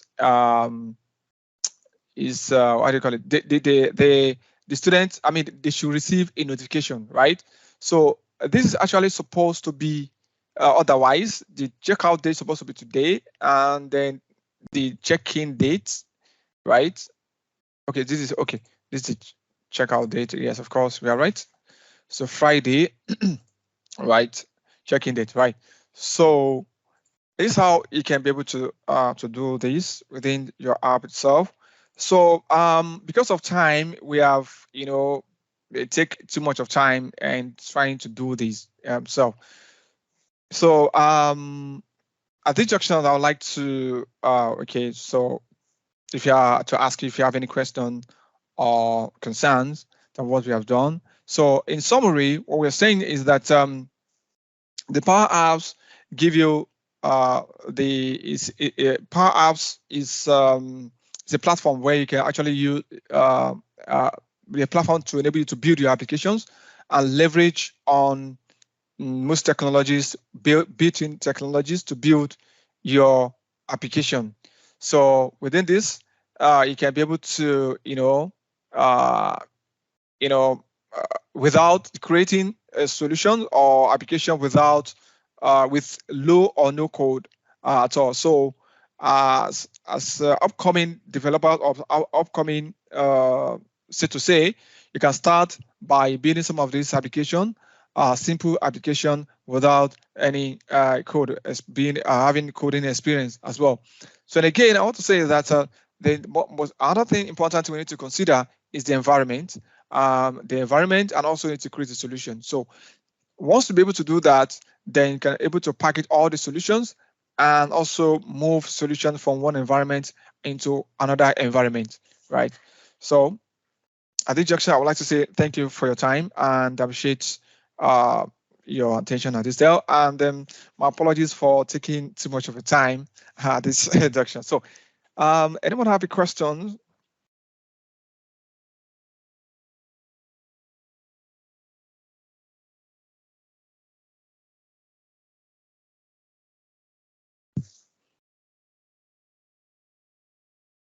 Okay, so what's the question? Hi, good evening, and thank you very much for your time. I really, really enjoyed this, and I can't just imagine how much you can do with Power App. Yeah. With everything you've just said, you should be sure that there are loads of questions, obviously, for someone like me in those kind of areas. To be honest, I have like about 6 or 7 questions, but I just want to make sure that a lot of people have their chances also to just ask their own question. So I prioritize my question based on, how important they are. I don't know if I can just like drop the 4, or maybe you want to just take them one after the other. Okay. You can drop it. Okay. So the first one basically it's concerning licensing. Yeah. Yeah. So are there any limitation to licensing when you're using the Power App? If yes, what license would you advise one should just acquire? Okay. Okay. Go ahead. The second one, is it safe to call a Dataverse a database? What's the difference? Yes. Okay. Go ahead. Go ahead. And the third one, how does normalization play out in Dataverse? We created tables, obviously, as I can see on the screen, but I've not seen how we establish relationship, and an effective relationship will be based on a proper normalization, I guess. So for the application to work properly, there must be some sort of background relationship. So I was wondering how Power App was able to do this and how we can play that out on the application. All right. And lastly, Power App Studio versus Power Platform. How can one differentiate them? And was it dependent on licensing? Sorry, can you repeat that last question again? I said Power App Studio versus Power Platform. Okay. How can one differentiate between both of them, and are they dependent on your license for you to be able to use them? Okay. Okay, I think I want to start with the last questions, right? I even wanted to say that you can ask all your questions. What do you think? Since he says he has 7, maybe if you can, I don't know if Mr. No, I'm just being conscious of others, obviously on the call. They might need to just ask their own questions, so I have to be really. But let's just wait and see what others have. I still got like about 3 left, so I can basically come back.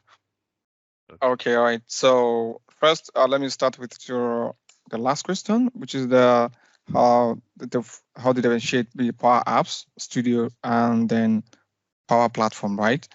So yes, once you have your licensed, right, you have an instance, right? Once a license being provisioned to you, right? So you're gonna have an instance. An instance contains your environment, right? So which give you the Power Platform itself, right? So from the Power Platform, you can create an environment. You can see the details of your environments, your settings, the kind of things like a capacity, the data capacity of your environment, the applications that you have in your environment. It could be out-of-the-box solutions, apps, that actually comes once the environment, I mean the license has been provisioned for you, right? So, and of course you have the availabilities of those apps based on license being provisions, right? So if I can quickly show you that environment first. Okay, so here I have, there is a Power Platform here, right? So the Power Platform can create different kind of environment, and you can leverage on the data integration. Okay, let me start with this, right? So you have Dataverse. This will show you the numbers of, the details of, what what is being used in your environment, right?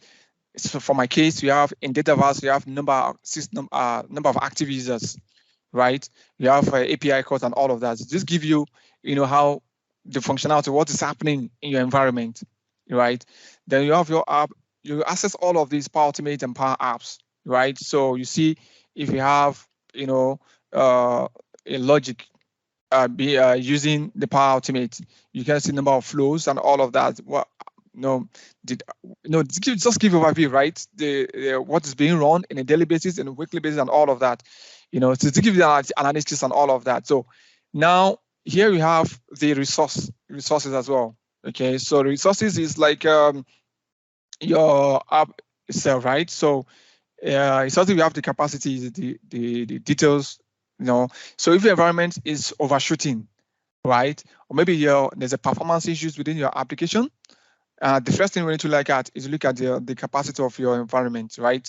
So you can see this one, my database is overshoot. So if I'm having very slow performance and all of that, I need to check this, right? Now I'm beginning to see how I can reduce or what I need to be done to reduce some of these, things I have in the environment, unnecessary things I need to remove from there. So also you have this, also apps and all. So you can connect to, so this give you everything about your environment we are using, right? So now, I don't want to get, because of time.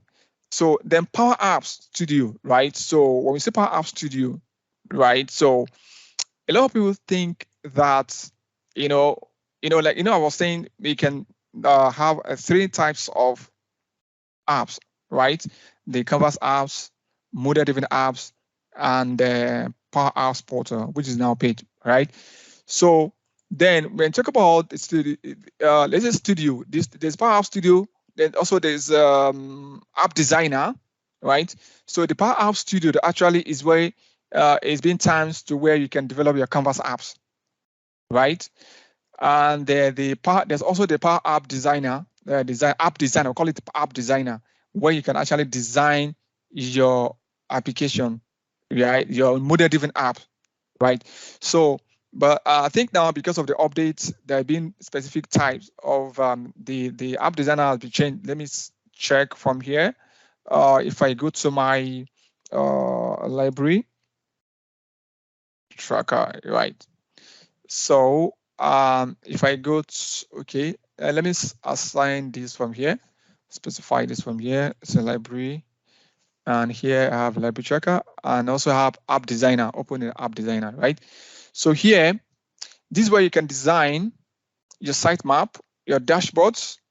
I think I didn't show this the other time because I was trying to see. I think I missed the steps, right?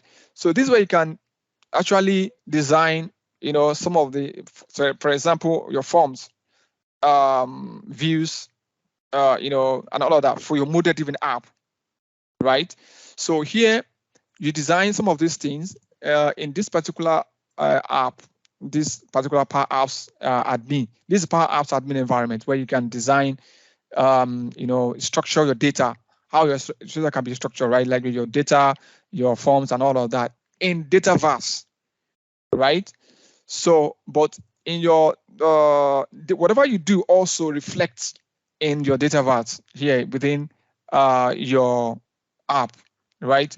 So yes, we have an account. We have account on all of these forms, views where you can create your forms from here. I show you from the Dataverse where you can create your forms and views. You can also create from here App Designer. You also have your charts and your dashboard. You can build your dashboard from here and all of that. You create news. You can see the properties of your entire of this app itself. Then your sitemap also that show you the other time. That's where you can,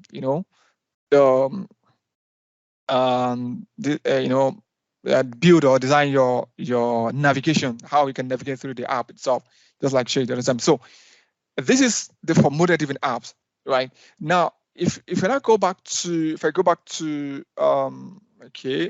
me go back to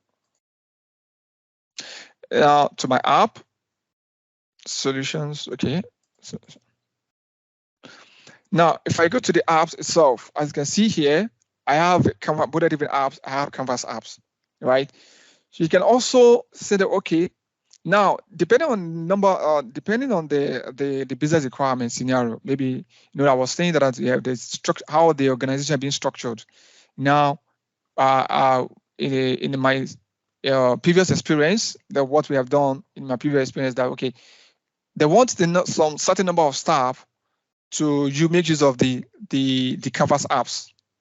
Why some other maybe high level staff to have access to the model-driven apps, so with the Canvas apps, the user can only interface with the with the app, the Canvas apps, without having access to the whole record of the data itself.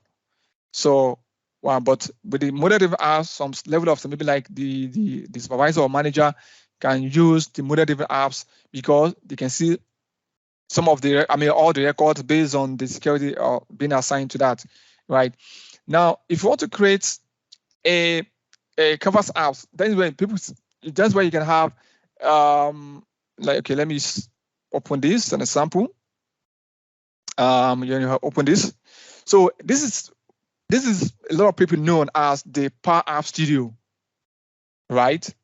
So a lot of people, this is where they know as Power Apps because this is where you can actually build your application, right? Canvas apps, so to say, Canvas apps, right? So now, to my own understanding, is the Power App Studio is I term the Power App Studio as, to my own understanding, as the Power Apps environment, because the Power App Studio you can build your Canvas apps, model-driven apps. And also from there, you can also build your Power Apps portal, right? So you also have your Dataverse being stated there, which is the major structure that you have in your Power Apps. Then one of the questions is the relationship, right? How do you normalize the relationship? Yes, of course. I think I also skip this as well. If I go back to my studio, to my apps environment. Now there's a library checker here, right? So because in the past I was able to create, so what can actually, what condition can make it to create relationships, for example? Oh, sorry, I have to go back. Okay, so say for example, we have our book, right? We have 4 tables here, right? And then we have the contact, the books, the account, and all of that within this table. So now, because there are different tables, and I want to be able to access records, from specific table in another table, right? I can create a relationship between these two different tables, right? So if once I open up the Power Apps library checker, for example, and I can create a relationship between the Power Apps, library tracker and contact or the book itself, right? So if I go to my relationships, here I can create a relationship here. We have one to many, one to one, or many to one, or many to many, right? So, and now if I say one to many, right? So I can actually define what do you call it? from the books. I wanted to, let's say, from the book, I want to create a relationship between the book and the library, right? The library tracker. So where's the book? Book. Okay, the books here. Because I've already established relationship between them, so I don't need to create one. So here you can be able to create a, once you create and click on done, then you can be able to establish the relationship between this table, so that in such that you can always, access the record just like what we are doing here, and be able to this will we also have effect in our we're building our dashboard, for example, or we're building our reporting in any way. So it's going to affect that. So, and also enable us to access those records from another table within that specific relationship. The other thing you talk about also in terms of licensing, licensing is sometimes is I used to say that it's like a course on its own. There's been changes several times to licensing by from the Microsoft side.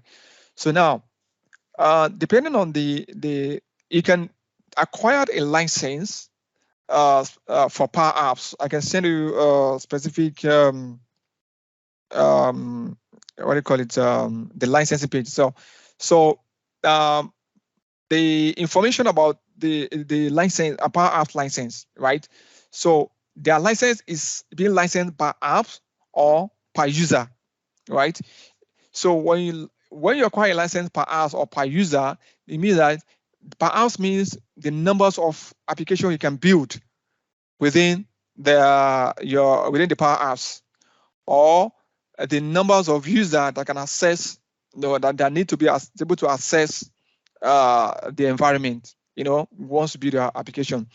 So, or you can acquire a Dynamics 365 license, which also give you the license to customize your application, or or to build your application right from the scratch, or using out-of-the-box solution functionalities that within the capability of the Power Apps itself, right? So we have different kind of license. So depending on the specific requirement of the client of the organization. So, and if you go to home dot, let me see, okay, dynamics.soft.com, you're able to see these different types of licensing. Here you have pricing. So as you can see here, these are out-of-the-box solutions and all of that. And also if I go to Power Apps, so you can acquire license, Power Apps license without Dynamics 365, which is sometimes some people do it when they are building a model app from scratch without Dynamics 365 application, right? Out-of-the-box solution. So here we have, subscription, but once you have these, you should be able to have, it give you some kind of features that that are actually included in those features, right? I think, okay, if you learn, let me see. Okay, these are these, right? So you have, let me see, capacity of your file, which is founded depending on what you have. So if you go for €5, I mean, sorry, $5 per user, or 20 users per user, or 10 users per user. So with this will give you your data capacity, I mean the storage of your capacity that you're going to have in your environment in terms of the database. For example, in this file we have a file with $5, we have 50 megabytes. Here we have 250, here we have 1 gig, and so on, your file and all of that. Now you also ask a question about the Dataverse and database. Yes, so for your application, especially model-driven app and canvas apps, so Dataverse is seen as a database for your application. Yeah, so it's like I said from the beginning. So where you have, of course, the database where you have your columns, the tables, and all of that. So you structure how your data is going to be within the table itself, right? And then, so in this case, we're saying that Dataverse is a database for your application. Yeah. So I think that's your question. I don't know if I'm able to answer a question. If you have, is that okay? Yeah. That's quite spot on. I was just going to add on top what you just said regarding the license, and the reason why I asked that was simply because my organization just migrated to 365 recently, and most of us actually have been apportioned different application. On my account, I can see I have access to Power App Studio, but the thing is, I'm not sure whether that actually covers Power Platform as well. That will allow me to be able to build such a kind of dynamic and model-driven applications. Okay, so there's something I want to show you as well. There are some apps that I'm 365, sorry, Microsoft 365 plan that can actually give you the leverage. I think there's a limitations of the apps you can build. Think Microsoft's 365 plan pricing. Okay. So let me see. Okay, this also give you the kind of plan that can give you. Let me see. Okay, so if you go to business, perhaps it could be an enterprise. Can also leverage on that. Okay, so if I go to my environment, admin.microsoft.com, and here, if I go to my environment, okay, sorry, I want to show you from this perspective. You have access to this, right? So there is a plan that you can leverage on based on the license that you have. Okay, so if I want to select on this license, that's of 365 E5 plan, right? So do I have access to this? Yeah, that's the one we have. I think it's the E5. Yeah. So there's what we call a Microsoft 365 apps for enterprise. There is there should be Power Apps. So I'm not quite sure about this actually. So because I've seen it before, but I'm not quite sure it's going to give you. You can see Power Apps for 365, right? So, but I'm not quite sure what full features it's going to give you. But I'm sure there is a limitation to this specific one, right? You can see that you have Power Apps for 365 Plan 3, Power Apps for Automate and all of that. Power APIs, bro. I mean, because we have this Office 365 E5, right? So now, if I now go to Office 365 Office 365 E5, okay. So this is where we need to check to see if it's going to give you what you're looking for. Okay, so let's look at this. You know, now Microsoft has transformed from Office 365 to Microsoft 365. So here you have your E5, right? So if you click on E5, what does it give you? Okay, so let me check here. So this is how you check your license, right? Let me send to you.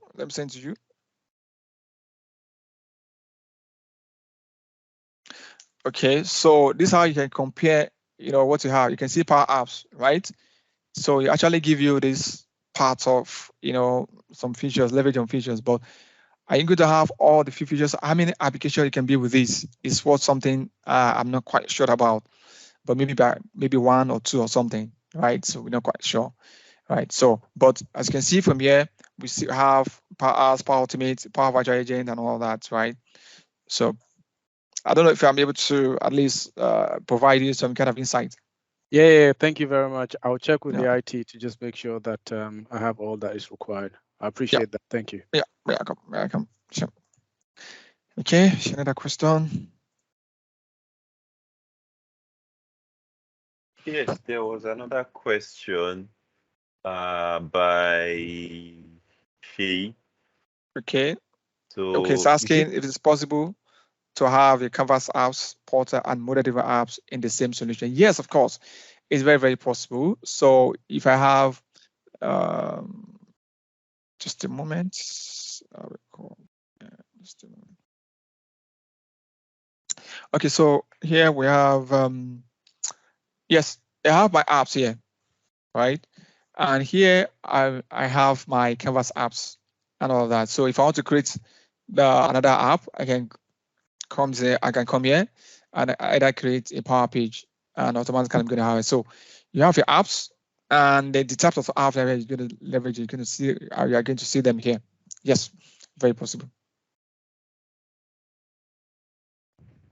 So thank you very, very much. Checking, I think those are the outstanding questions. Just left with the one I told you about, where you tell us how you got into this space. So, okay, yeah. You know, you told us. Okay. Maybe I'll combine the two so that you answer them together. So, how you got into this space, your interesting journey, and then your advice for people starting out now. Okay. Since nobody asked other question, I think the first person that asked question, I think he said he had like 7 questions or something. Do we still have time to answer his question, or can just go ahead with? Okay, Mr. Mohammed, do you still want to ask the 3 other questions? Oh yeah. Thank you very much again. At least one of the questions has already been answered, because I was intending to ask what's the limitation in terms of the database size when the database grow, which obviously your licensing would determine the size, obviously, of your Dataverse, which makes sense. I was going to ask also, is it possible to export your data and the data model from Dataverse into a database? Okay, so when you talk about the database, what's a database? Maybe different from like a SQL Server database, if you want to actually export all of the tables that you've got. Because where I work currently, there's so much into, I want to have my data on site, not in the cloud. Everybody is kind of like freaked out with cloud these days. They're not sure because they are quite sensitive data within clinical environment. So it's a bit difficult to actually push and, you know, try to just like get them going to cloud at the moment. But if I need to design a simple application and at some point needing to actually pull that into an existing database, or perhaps create a database on our in-house database, will I be able to do that? Or I just need to export all the tables and pump them into a database? Okay, all right. So you can be able to export your data, right? If you leveraging the Microsoft has, you know, the kind of features like all these things work together, right? The Azure, Office 365, and all of that. So they have, you know, some kind of capabilities, or let's say integrations that works with other, feature other Microsoft product like Office 365, Azure, and all of that. So if you're talking about exporting your data, right, you can be able to export your data using the Microsoft Excel, which you can see. So from here, I think it used to be data. Okay, let me see. Okay, export, right? So you can see here, you can be able to export your data from here. So now, when you're exporting your data, right? So go to whatever where you want to put it. You know how you can put it, and maybe how it can be able to maybe by way of transformation and all that. Right? So, but there's capability for you to be able to export your data. Now, in terms of exporting all your tables, right? And of course, once you're able to export, there are specific kind of feature, or like it's a table, there's a table of columns you can able to export with your data, right? In that type of Excel, right? So if you click on this, this also give you, as you can see here, you have your tables, right? These are your tables, right?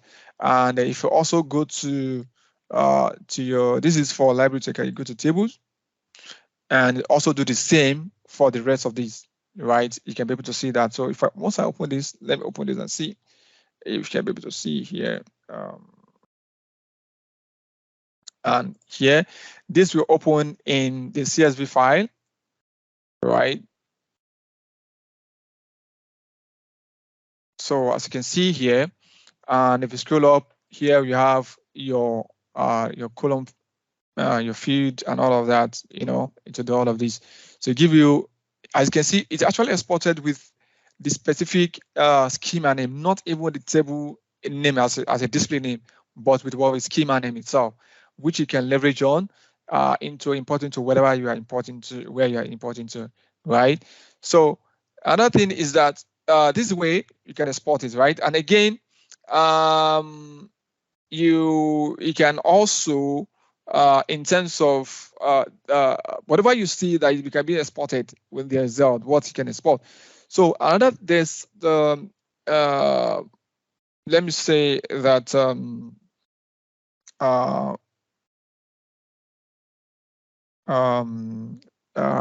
sort of I'm not of this world. So, but you can be able to you know if you are exporting within maybe perhaps within dynamics, like from one environment to another environment, so there are a number of tools you can leverage on. You can just do the export and import, or import and export, and all of that. So you can leverage on DevOps, and which is the most efficient way to export your data from one environment into another environment. Let's say from production environment to, I'm sorry, from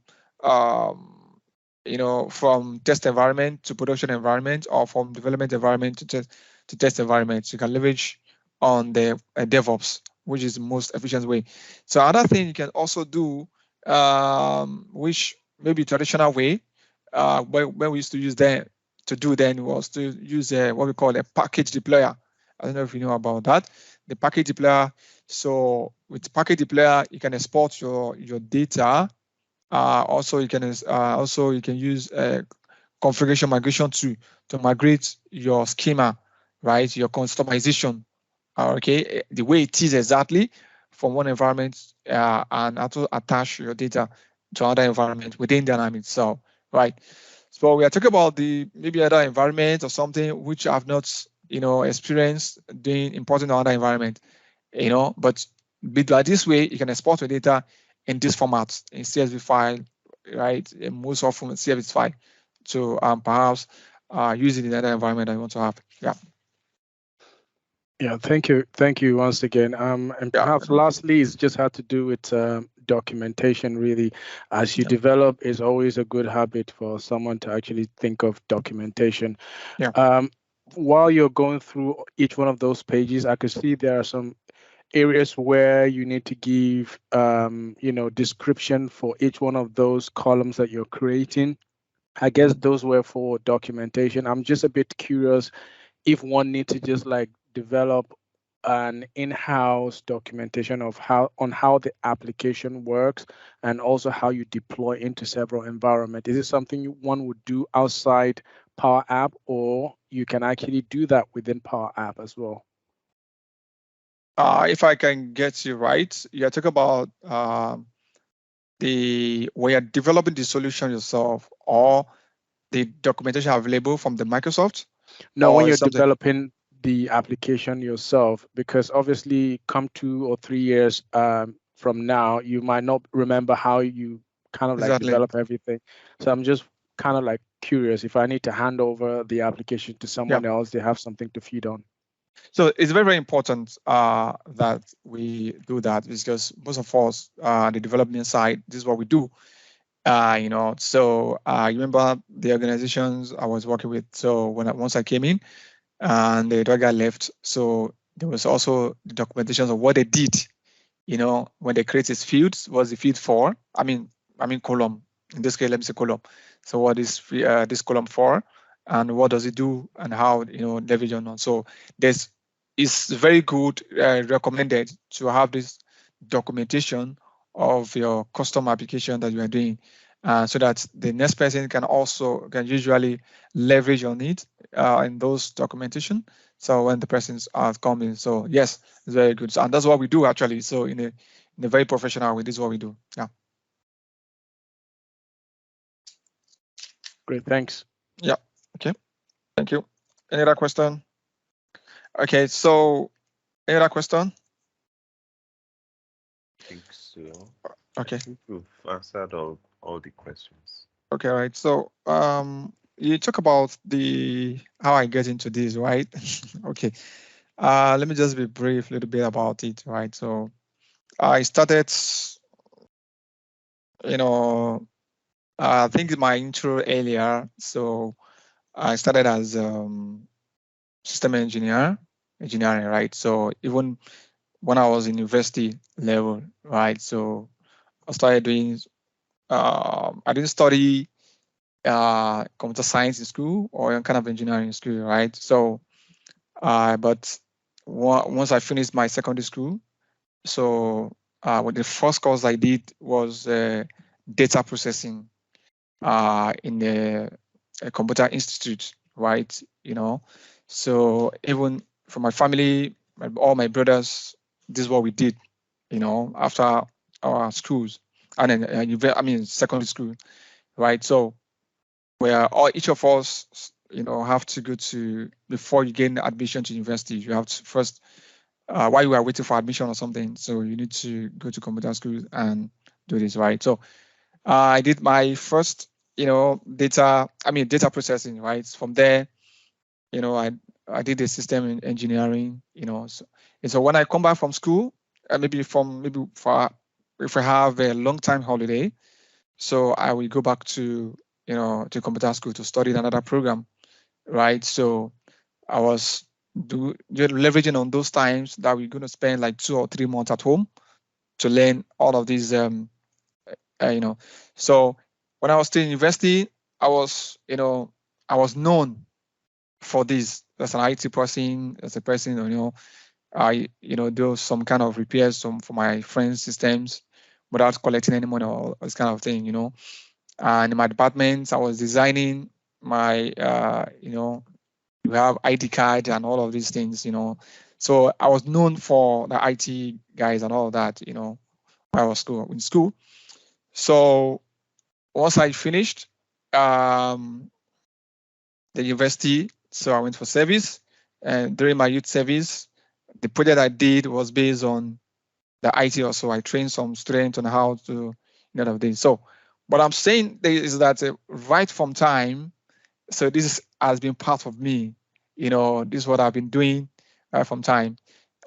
So after service, I went further to go and do a diploma in computer engineering as well. So I started, leveraging on this to, to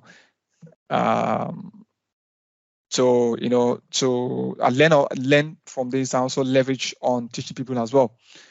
So from there, I moved into network, and of course, that time it was raining. Cisco and all of that was raining then, so I moved to that, and then afterwards, I come across Microsoft itself, right? So Microsoft, when I leverage on Microsoft, I see that there are a couple of things you can do with Microsoft. Have lots of, apart from being, they have a fame name and all of that. I see Microsoft as a way that even though without, being somebody there trying to put it through, you can also leverage on resources by yourself. You can learn something by yourself, right? So these are things that Microsoft have actually done to make people to, to be self-paced. Self-learning, to self-learn some things about, to leverage on those resources they have for somebody to keep himself or herself based on those resources. So I started leveraging on that, and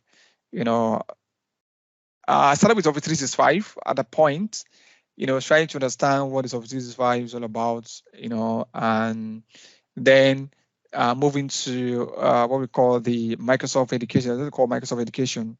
Then Microsoft was doing, the volunteering. I'm venturing into volunteering work with Microsoft. It was Microsoft Education, which is now known as Microsoft Innovative Educator, right? When you train teachers on how to use Microsoft and the technology. They can leverage on technologies, especially some free tools. Environment, they like free tools a lot. So you have your systems. What can you do with your systems without even spending a lot of resources for that? So we train school. I travel some states within Nigeria to train people, train teachers, across other states as well.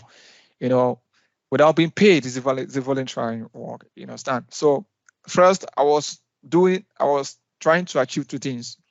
First, to become a public speaker, like which give him the ability to come out to speak. I mean, to speak at an event, to be bold enough to speak whenever I've been called upon. I was training myself using that capabilities to do that, leverage on that volunteering work to do that. So then secondly, how to impact knowledge as well, into people and all of that. So this was I was building myself upon when I stopping up that education, you understand? So afterwards, while I was doing that program, I got introduced by the program manager then. So she actually sent, a friend of mine. I had a master's degree in Unilag as well, and so a friend of mine introduced me to SAP, right? So when introduced me to SAP, I see that SAP has a lot of features. He told me to go and do, there's ERP, the CRM, the HR, all this kind of thing within the SAP. So I went to, as usual, to go and find out to see if I can be able to do that. So then SAP was not, it was permanent in Nigeria, but you can't find a trainer in Nigeria. So all we can do is to leverage on the online resources. You go to all these computer institutes, they'll tell you, what they told me then is that they don't have a trainer for it, but I can learn this within their vicinity, and I'm going to pay 300,000. I'm like, oh my God, I don't have all the 300,000. How do we start? So I went back to my friend. I told him, see, this is what is happening. I was told to pay 300,000 for online training. Like, so what he said to me was like, okay, he doesn't like people telling him he doesn't have money to learn this thing, because when you finish learning it, you're gonna benefit from it. As at then, he told me that he was paying his driver 80,000 naira. At that time, driver was paying him 80,000 naira. It was like, oh my God, So to show that, so I didn't have money to do this at that time. So, but then when I leverage on Microsoft Education, so the program manager then actually introduced me to it was a program then that was going on, and it actually sent me a link which is now to register to attend the training, which is the Dynamics 365. I was like, so when I check out the features of Dynamics 365, I was like, this also related to to the SAP, things I'm looking for and all of that my friend asked me to do. So then she sent me, the program manager sent me the link to send to my friends, to my colleague, because the program was designed for the youth, for the corpers, but the corpers were not registering. So they was like, and they need people to register. So since the corpers were not registering on the free program, so he sent to me, then I distributed within among my friends, I registered for it and all of that. So I was selected, and two of my friends were selected as well to attend the training. So, which is the I'm 35 for training. So, and this way it all started, right? So, we're trained by Microsoft in the Microsoft office, in Nigeria, in Lagos, and the trainer was sent from. We actually the first thing they asked us to do is to watch video online. Watch video online. When that time when you watch video online, those percentage that reach 10%, 20%, all that kind. So Microsoft using that to monitor you to see actually if you are attending the training online, what you watch video. In Nigeria then we have issue with data, so you have to leverage. You have to like, how can I get this data, a proper data to watch, to streamline and to stream this video online and all of that. And to attend the courses online, watch videos and all of that. And you have to watch the video, because the video will count towards your next action that you're going to give you for Microsoft, right? So if you don't watch all to 100% to a certain percentage, you cannot proceed. They can't proceed further with your training.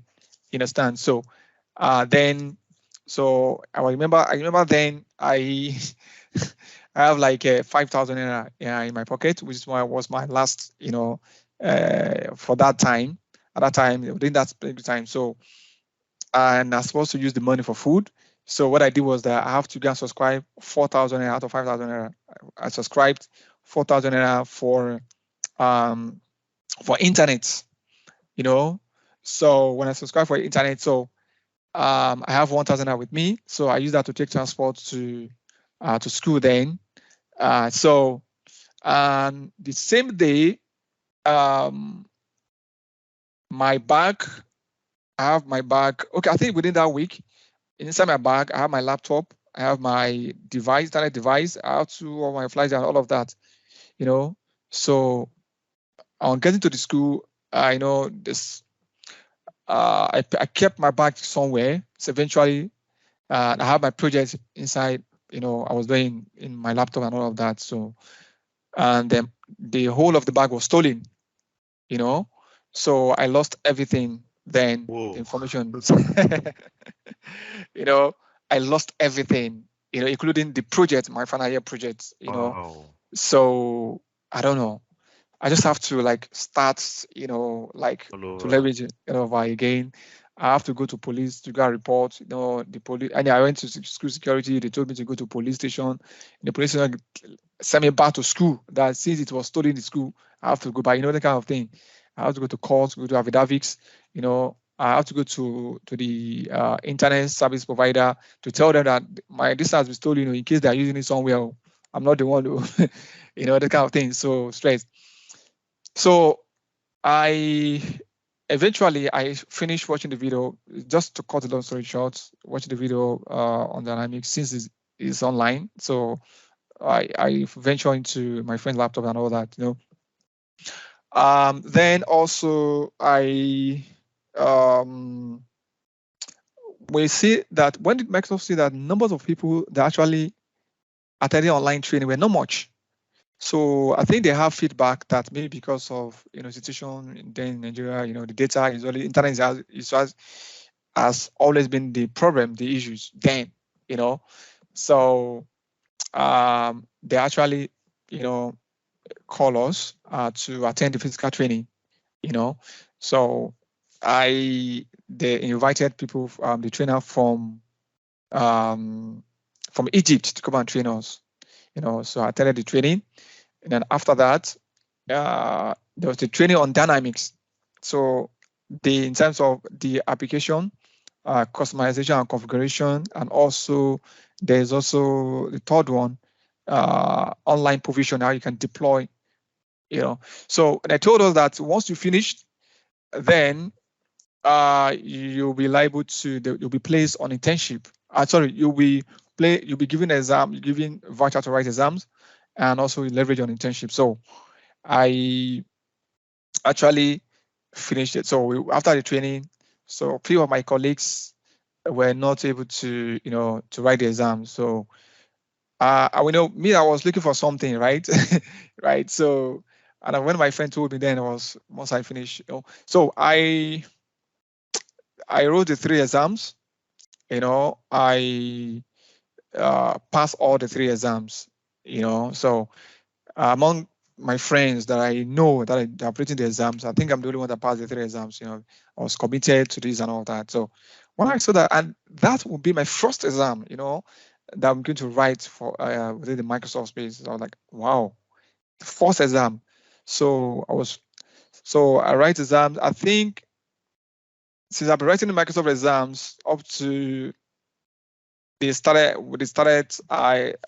I started working professionally, when I started working professional and business and all of that, I've never failed a Microsoft exam before, since then, that time.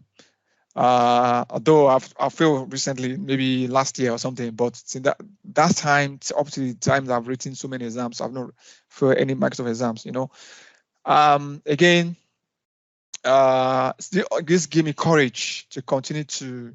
When I see that, okay, Microsoft invited people from Egypt to here, I was like, why don't we have ourselves, equip ourselves so that Microsoft can also call us invite us to another state to go and train other people, rather than having people to come to Nigeria and train us, And then you don't find people. There's no mentor. They don't say any mentor about dynamics. Who's doing dynamics? I don't see anybody, I was like, you have to deploy your on-premise server and all this kind of thing. Nobody.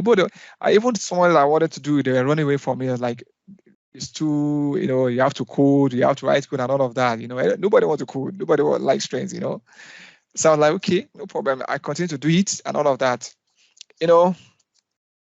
So to cut the long story short, I passed the exams, and then the next thing is internship. So we didn't hear from Microsoft for internship. So what I did was that I went online and I searched for the Microsoft partner that actually have this service, the MCSA service in their services, right? So I sent an email, I sent my CV that I just want to do internship for 3 months and all of that. So eventually I was called upon just one company in Nigeria. So then they told me after the interview and all of that, so the CEO was thinking that maybe I'm here for a full employment. I told him I'm here for internships. It was like, wow. So you allow me to drain you with all the questions I've asked you, So then I, so after 2 weeks, he told me to come back. And after 2 weeks, he told me that there's no space for internship, that what I'm going to do, they're going to employ me. I was like, I don't have experience, I just studied, but I don't have experience, So that's when I think that, okay, I'm going to learn on the field, So from there, I learn on the field, Before I started coming out to say that, okay, I want to train people, I have to have the experience first, And then before you start to come out and say, okay, you know about dynamics, you start, So before then, for some time, there's no project on dynamics. So what I was doing then was I was learning another course, which is Power BI. Then I was learning Power BI and all of that. I was learning Excel, data analysis with Excel. I was learning Power BI. I was leveraging on it. So, very long time. I was doing a couple of stuff. Since there's no project on dynamics then, so I was using my time to learn all those things. So that's where it was. I was just cutting the long story short. So that's how I was able to build myself, leverage on other capabilities, and then afterwards I worked for the companies for I think for 3 years or something. From there, I worked with another company. So in the other company, they were doing Canvas apps, So at that time, Canvas app is new, it's very, very new. And nobody knew about Canvas apps then. We talk about which we call Power Apps today. A lot of people know as Power Apps today. When people talk about Power Apps, though they are in their mind, they are talking about Canvas apps. But to the technical side, it means what it could be Canvas apps, Power and model-driven apps, or Portal, right?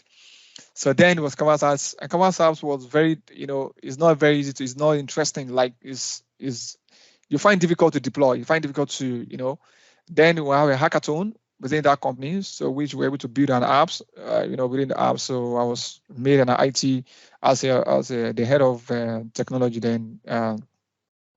So I was building the Canvas apps, leveraging on the capabilities to learn a couple of stuff, and we build an app so Canvas app, you can do this a lot of stuff with this, right? So afterwards, we started then there's a project coming out on dynamics and all of that. I started having all these I started having experience, feed experience and skills and all that, develop more. So having acquired all of these, right, I was like, okay, since we don't have, I have no mentor that actually put me through about dynamics. I was, doing this all myself, leveraging on the Microsoft resources as well. I was like, I was doing my study, doing all my skills and all that. I didn't see anybody to mentor all that. It seems something is lacking. So I decided to to see how I can train people and all of that. My friend, one of my friends, when I on LinkedIn, LinkedIn was becoming something that is becoming popular then. So when I see that other people were having user group and all of that, so I asked my friend, I also asked my and I search. There's a guy. I don't know if you know. There's a guy in the LinkedIn then, so very very popular guy. So he used to create a user group, help countries, create dynamic ceasefire user group, help them to create on WhatsApp and all of that. So I contacted him. I told him this is what I want to do. I would like to have a user group in Nigeria for dynamic ceasefire and all of that. So I appreciate if you can help us as well. So then, so he was able to create a WhatsApp group for us, and then we're able to bring people in and all that. So, and also we have the dynamic ceasefire user group community. Then, so I contacted this person that is a program manager for the community. So, and I contacted her. So he told me, so they created a website for us and all of that. Since it's the first time you're gonna have it in Nigeria, and then maybe in West Africa, I don't know, but I've never heard of that in Africa before, in West Africa at that time. So we created it, leveraged on it, and then we started, bringing people in and all of that. So that's where we started. I was just cutting the long story short. So then I started, doing online, do some stuff, post it and all of that. And then we have a meeting with a very small group of people. We had a meeting, and then, establishing what we call the MCSA user group in Nigeria. Then, so we started, training ourselves, training and try training them, even within my friends that actually don't have experience. Then I started trying to encourage them, try to preach to them about dynamics and all of that, So that's how we started, I think maybe there are some things I've missed to say, but I only say what I remember out to this, what I've said. So I think this is how I started, if you ask me of becoming an MVP, yes, of course, I never thought of becoming an MVP. I was just doing what I can do for the community and all of that, Don't forget, when I stayed, where I started as a volunteer, right? I was doing volunteering. One of the best thing you can do to yourself is to learn something. And most of the time you learn when you're doing volunteering work, you understand. So I was not thinking of money. I was thinking of, I was thinking of how to get the skills first, So that's what I leverage on, So money doesn't come from me at first. Like, I don't know this. How can I what can I, start making money, it's something I don't know.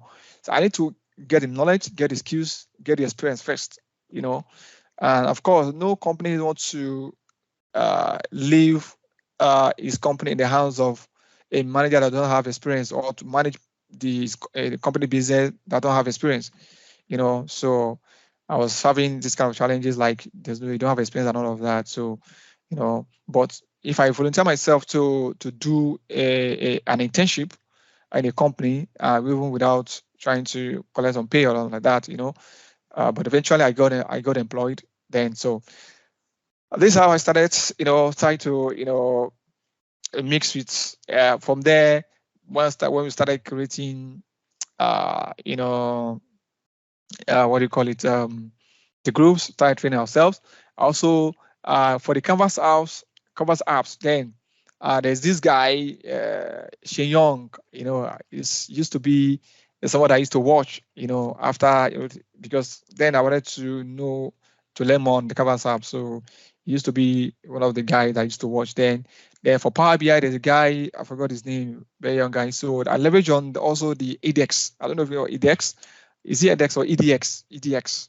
Yeah, then so there's this guy that do Power BI then. So I used to leverage on it to learn some stuff and all of that, So I think this is how the whole thing started and all of that. So for MVP, I never thought of becoming an MVP, because I was just doing it. So when I look at him, I see that okay, it seems guys, I don't even know what's MVP then. I was like, what's good?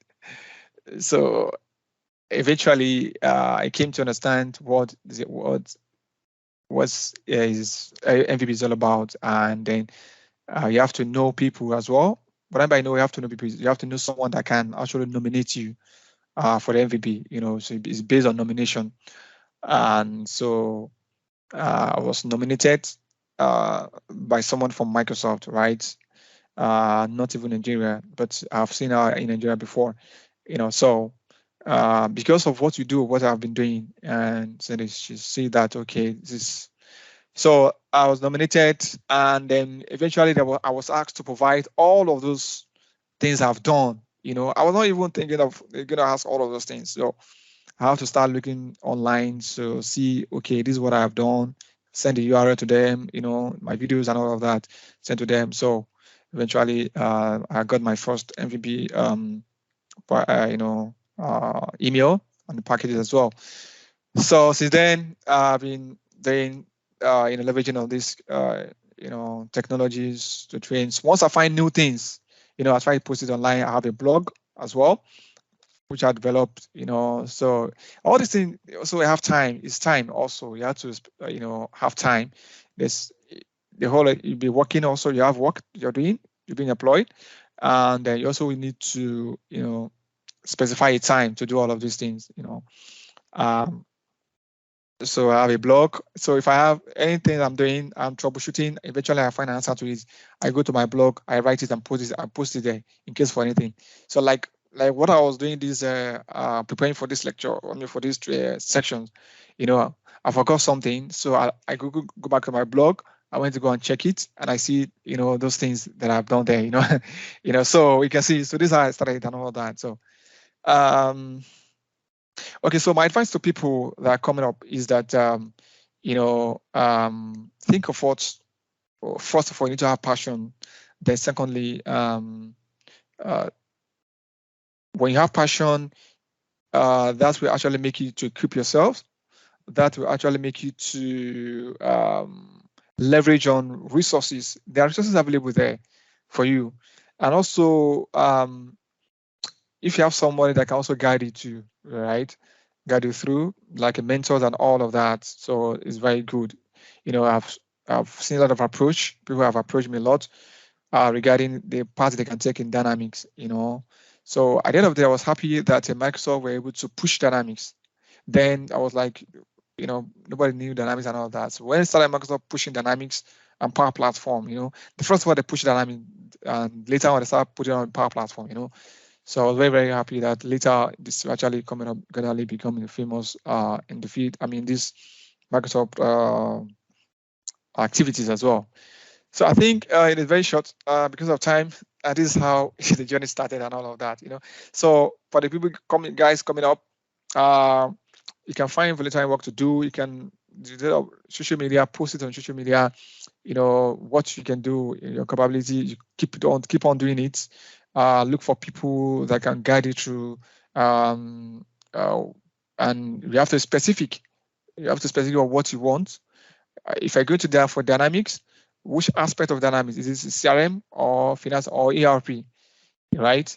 If I go for Power Platform, right, general, right, is it Power BI or Canvas apps, or which one do you want to? So you have to be specific, right? So this is how we're able to, you have to be specific of what you want actually. So yeah. So I think that's advice. Hi.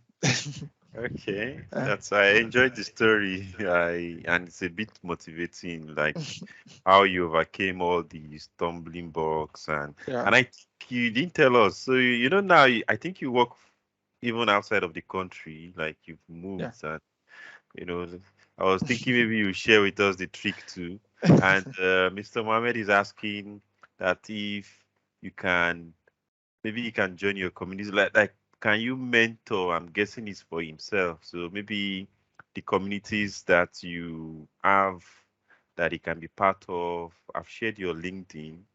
So I think he wants to be much more closer to you. And okay, yeah, that's fine.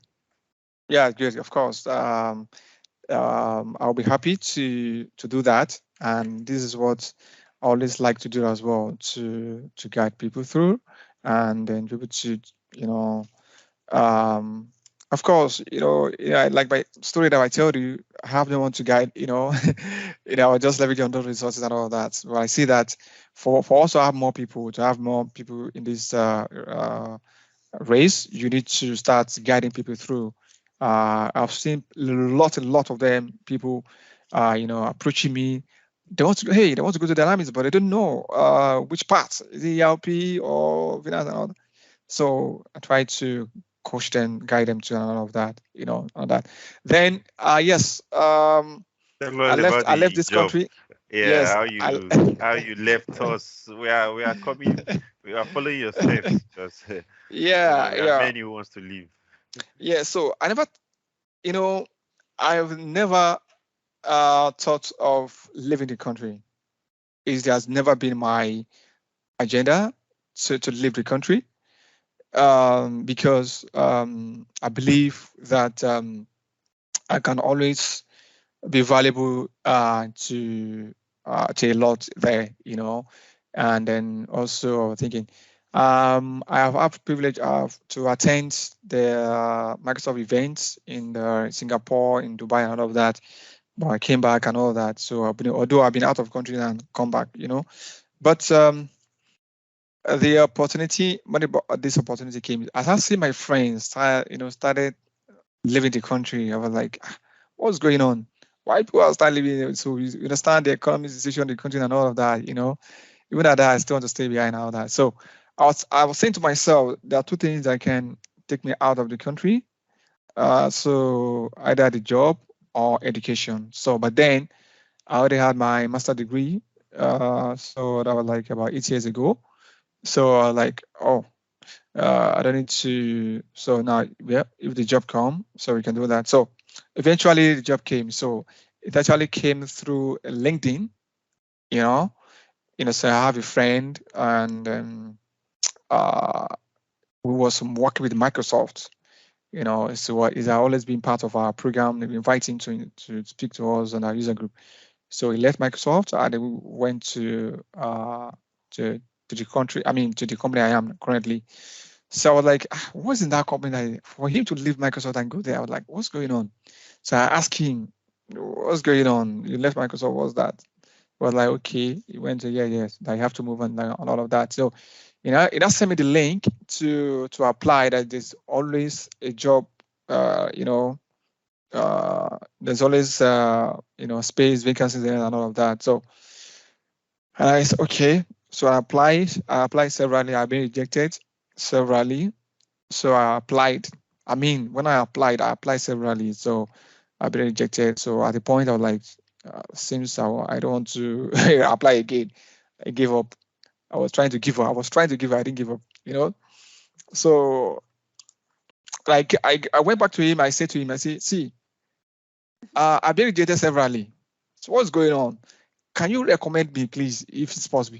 Do you know what the guy told me? So I was so discouraged what he told me then. It was like, he can't refer me. He can't refer me because you don't know my full capabilities. I was like, you don't know what I can do. Like, what's going on? So I left him. I was going and applying. So eventually, when I applied for, a roles that I'm not supposed to apply for. I was like, when I got tired. So I think I applied for platform sales. So eventually I was called. The HR was like, why do you apply for platform sales? When we check your CV, we see that you are actually a technical guy and your CV speaks for you and all of that. So I was like, okay, this is what I'm actually looking for. It's just that, I applied severally, but I'll be happy to, they was asking. So eventually I got the job, I got the job October last year. And then April this year, I'm moving to where I am at the moment. So that's how I started actually.